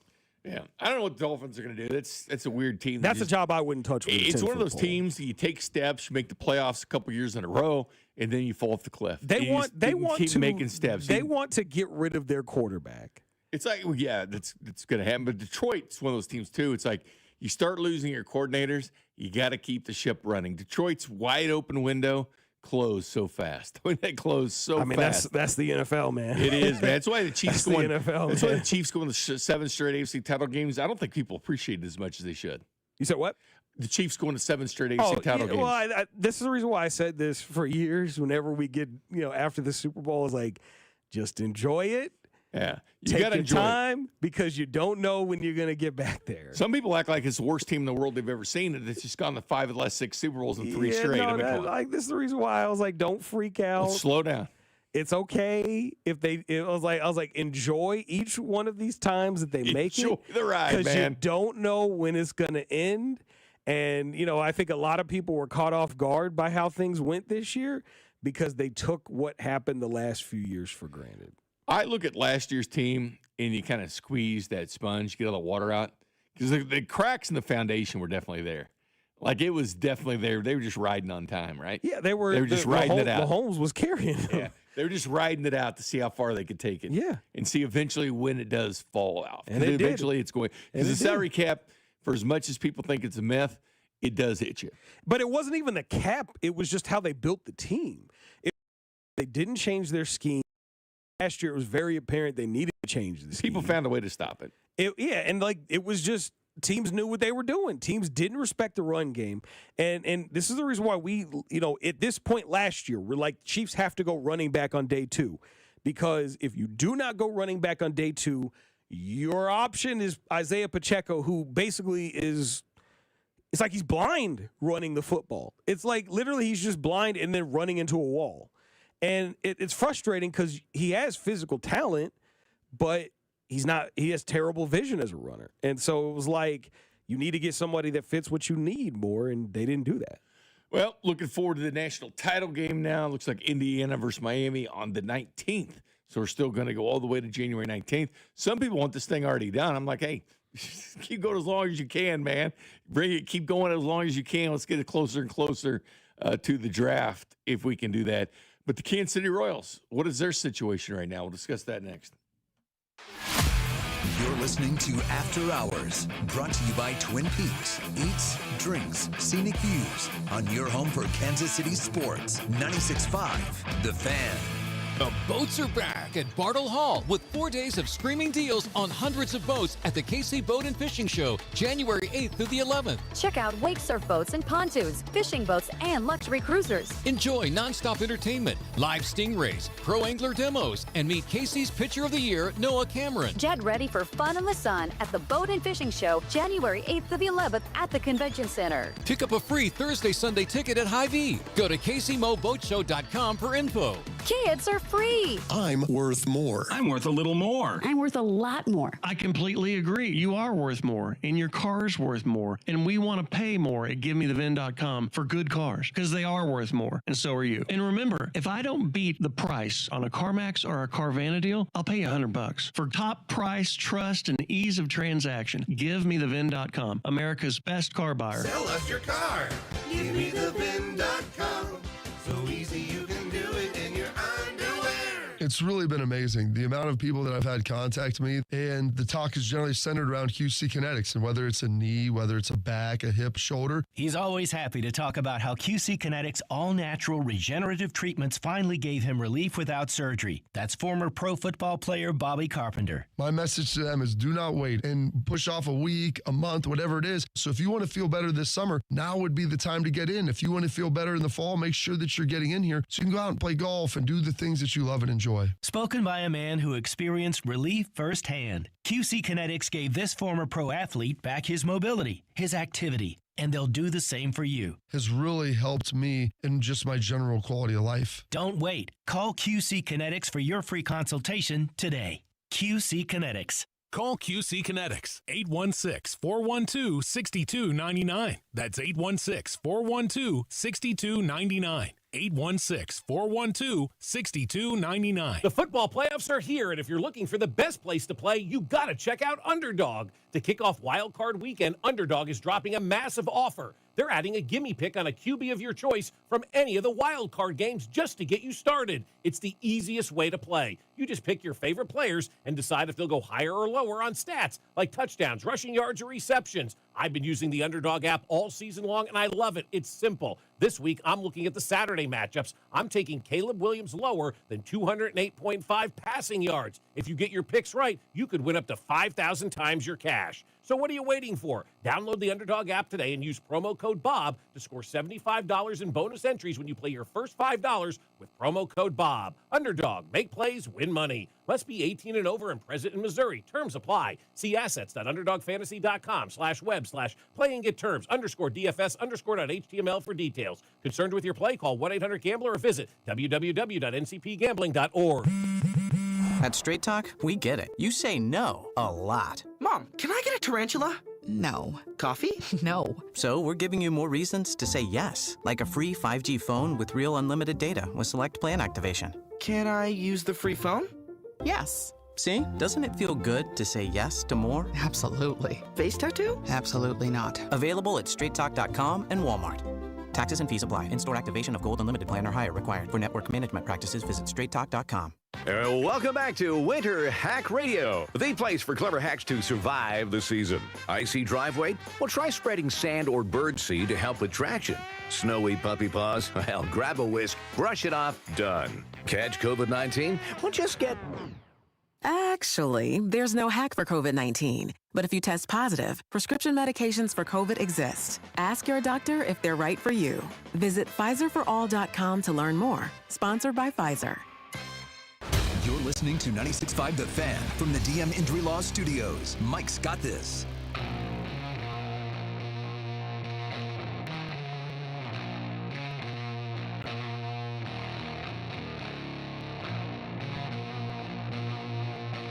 Welcome to After Hours. Jay Binkley, Kristen Osero. Chris, we got a full weekend of National Football League football, man. Now that we get this little blowout out of the way here with Indiana and Oregon. And by the way, there's been a ton of blowouts. Don't forget about Georgia versus TCU, the title game in 2023. 58 points. They beat that ass. It's a separation in there. Don't forget about 2015, Oregon versus Florida State. 39 points difference in the semifinals. Alabama versus Michigan State, 2015. 38 points in the semifinals. So it does. That's only a few. That's only on the top three. There's 10 when you look at this blowout that we have. Blowouts do happen from time to time. But this is a good weekend for football. Actually, don't forget my Florida Gators and Ohio State back in 2006. 41-14? Let me see where that ranks. That was beautiful. The that was beautiful. Oh my! What year? What year? That was 06. Well, technically, okay. I didn't go back that far. That was technically January 07, but it was a BCS game. Yeah, it was a BCS. I was like, it's just the playoffs. Well, this was even better because this was a 1-2 matchup. It's a one-off. Yeah, my Florida Gators went out there. Was that Chris Leak pure? That was Chris Leak. Yeah, that was Chris Leak as the starter. No, Tebow was the backup that year. That was. But he would play them. Yeah, he played a little bit. He was usually short yardage, goal line. But yeah, that was Chris Leak as a starter. Yeah, they beat the doors off the Buckeyes, and everybody was out there thinking that the Buckeyes were going to run away with that one. So that was beautiful. I remember doing arena football. I broadcasted arena football for a while. Yeah, I never Chris Leak played. Yeah, he did. I did the game where Chris Leak was playing in Kansas City. Did not think he was going to be an NFL quarterback, but I'm glad he was able to go get paid to play football later. Really? Yeah. Oh no, I didn't think he was going to be an NFL quarterback. No, I didn't. No, I mean, hell, for the first 3 years he was at Florida, I didn't think he was a good college quarterback. So it wasn't until Urban Meyer really struck gold in 06 that I was like, okay, like they might actually do this. Well, I want to talk about these weekends. Just a note for the Royals, because I just wish they'd find a place to go play, to be honest with you. Yeah, just figure it out. But have a plan. But we keep hearing about Kansas not interested anymore, North Kansas City not interested anymore. Until it's finally done, who knows where it's going to go. I will say this. The only bad thing out there is if you're Nashville, if you're Salt Lake City, if you're somewhere else, and you have all this infighting of which area you're going to go to, you become a lot more vulnerable than you have been in the past. A lot more viable. Yeah. When you can't find a place in Kansas or North Kansas City, and all of a sudden these options start running out, in the place you do have an option, gave you the middle finger on a vote, things start changing for you. So, yeah, don't say never either, because everybody called everybody fearmongers on the radio when we were talking about how that if the vote doesn't pass, the team could move. Guess what? You FA'd and you FO'd. You blanked around.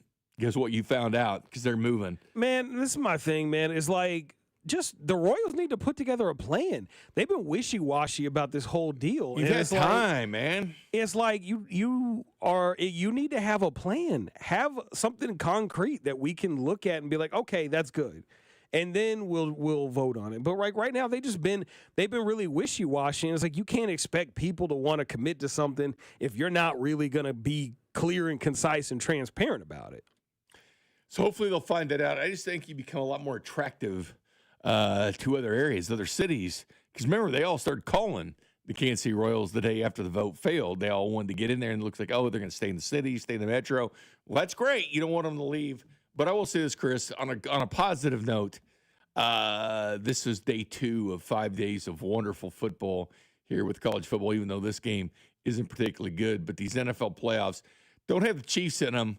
But this is a great weekend to sit back and just relax. Very intriguing, man. I'm gonna be glued to the TV starting tomorrow. I'm gonna be locked in all weekend, and You know what's funny is I forgot about the Monday Night Football. My girlfriend was really happy. Oh yeah, they're stretching this bad boy out. Yeah, my girlfriend was really happy there was no Monday Night Football this Monday. I forgot to tell her.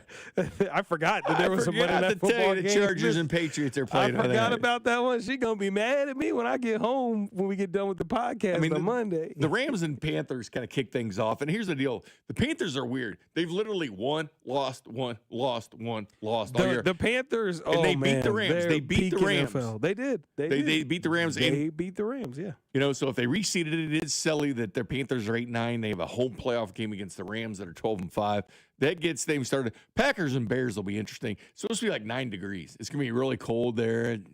Possibly some winter weather. Who knows what they're going to have, but it's going to be extremely cold. That's good. I like that. Me too. It's a classic old game. Yeah, I love that. I like old rivalry games like that. Yeah. The Bills and Jaguars probably – I'm interested in them all. I love playoff football. But the Bills and Jags at noon on Sunday, that really stands out. Oh yeah, I'm about that one because that might be the end of Sean McDermott's time in Orchard Park. I'm with you on that. If he's coaching for his job, isn't he? He absolutely is.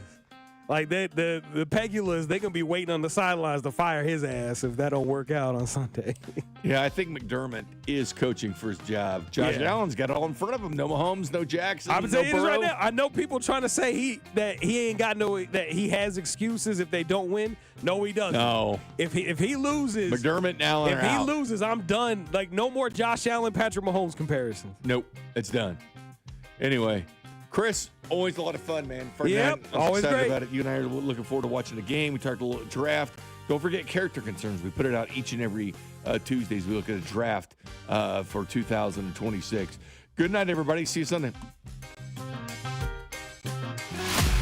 You're listening to After Hours, brought to you by Twin Peaks. Eats, drinks, scenic views on your home for Kansas City sports. 96.5, The Fan. I wish I'd gotten treated for my erectile dysfunction. Men, I hear this all the time from our patients. This is Jeff for Heartland Men's Health, and if ED is a problem in your life, resolve to get it treated today and stop having it affect you and the one you love.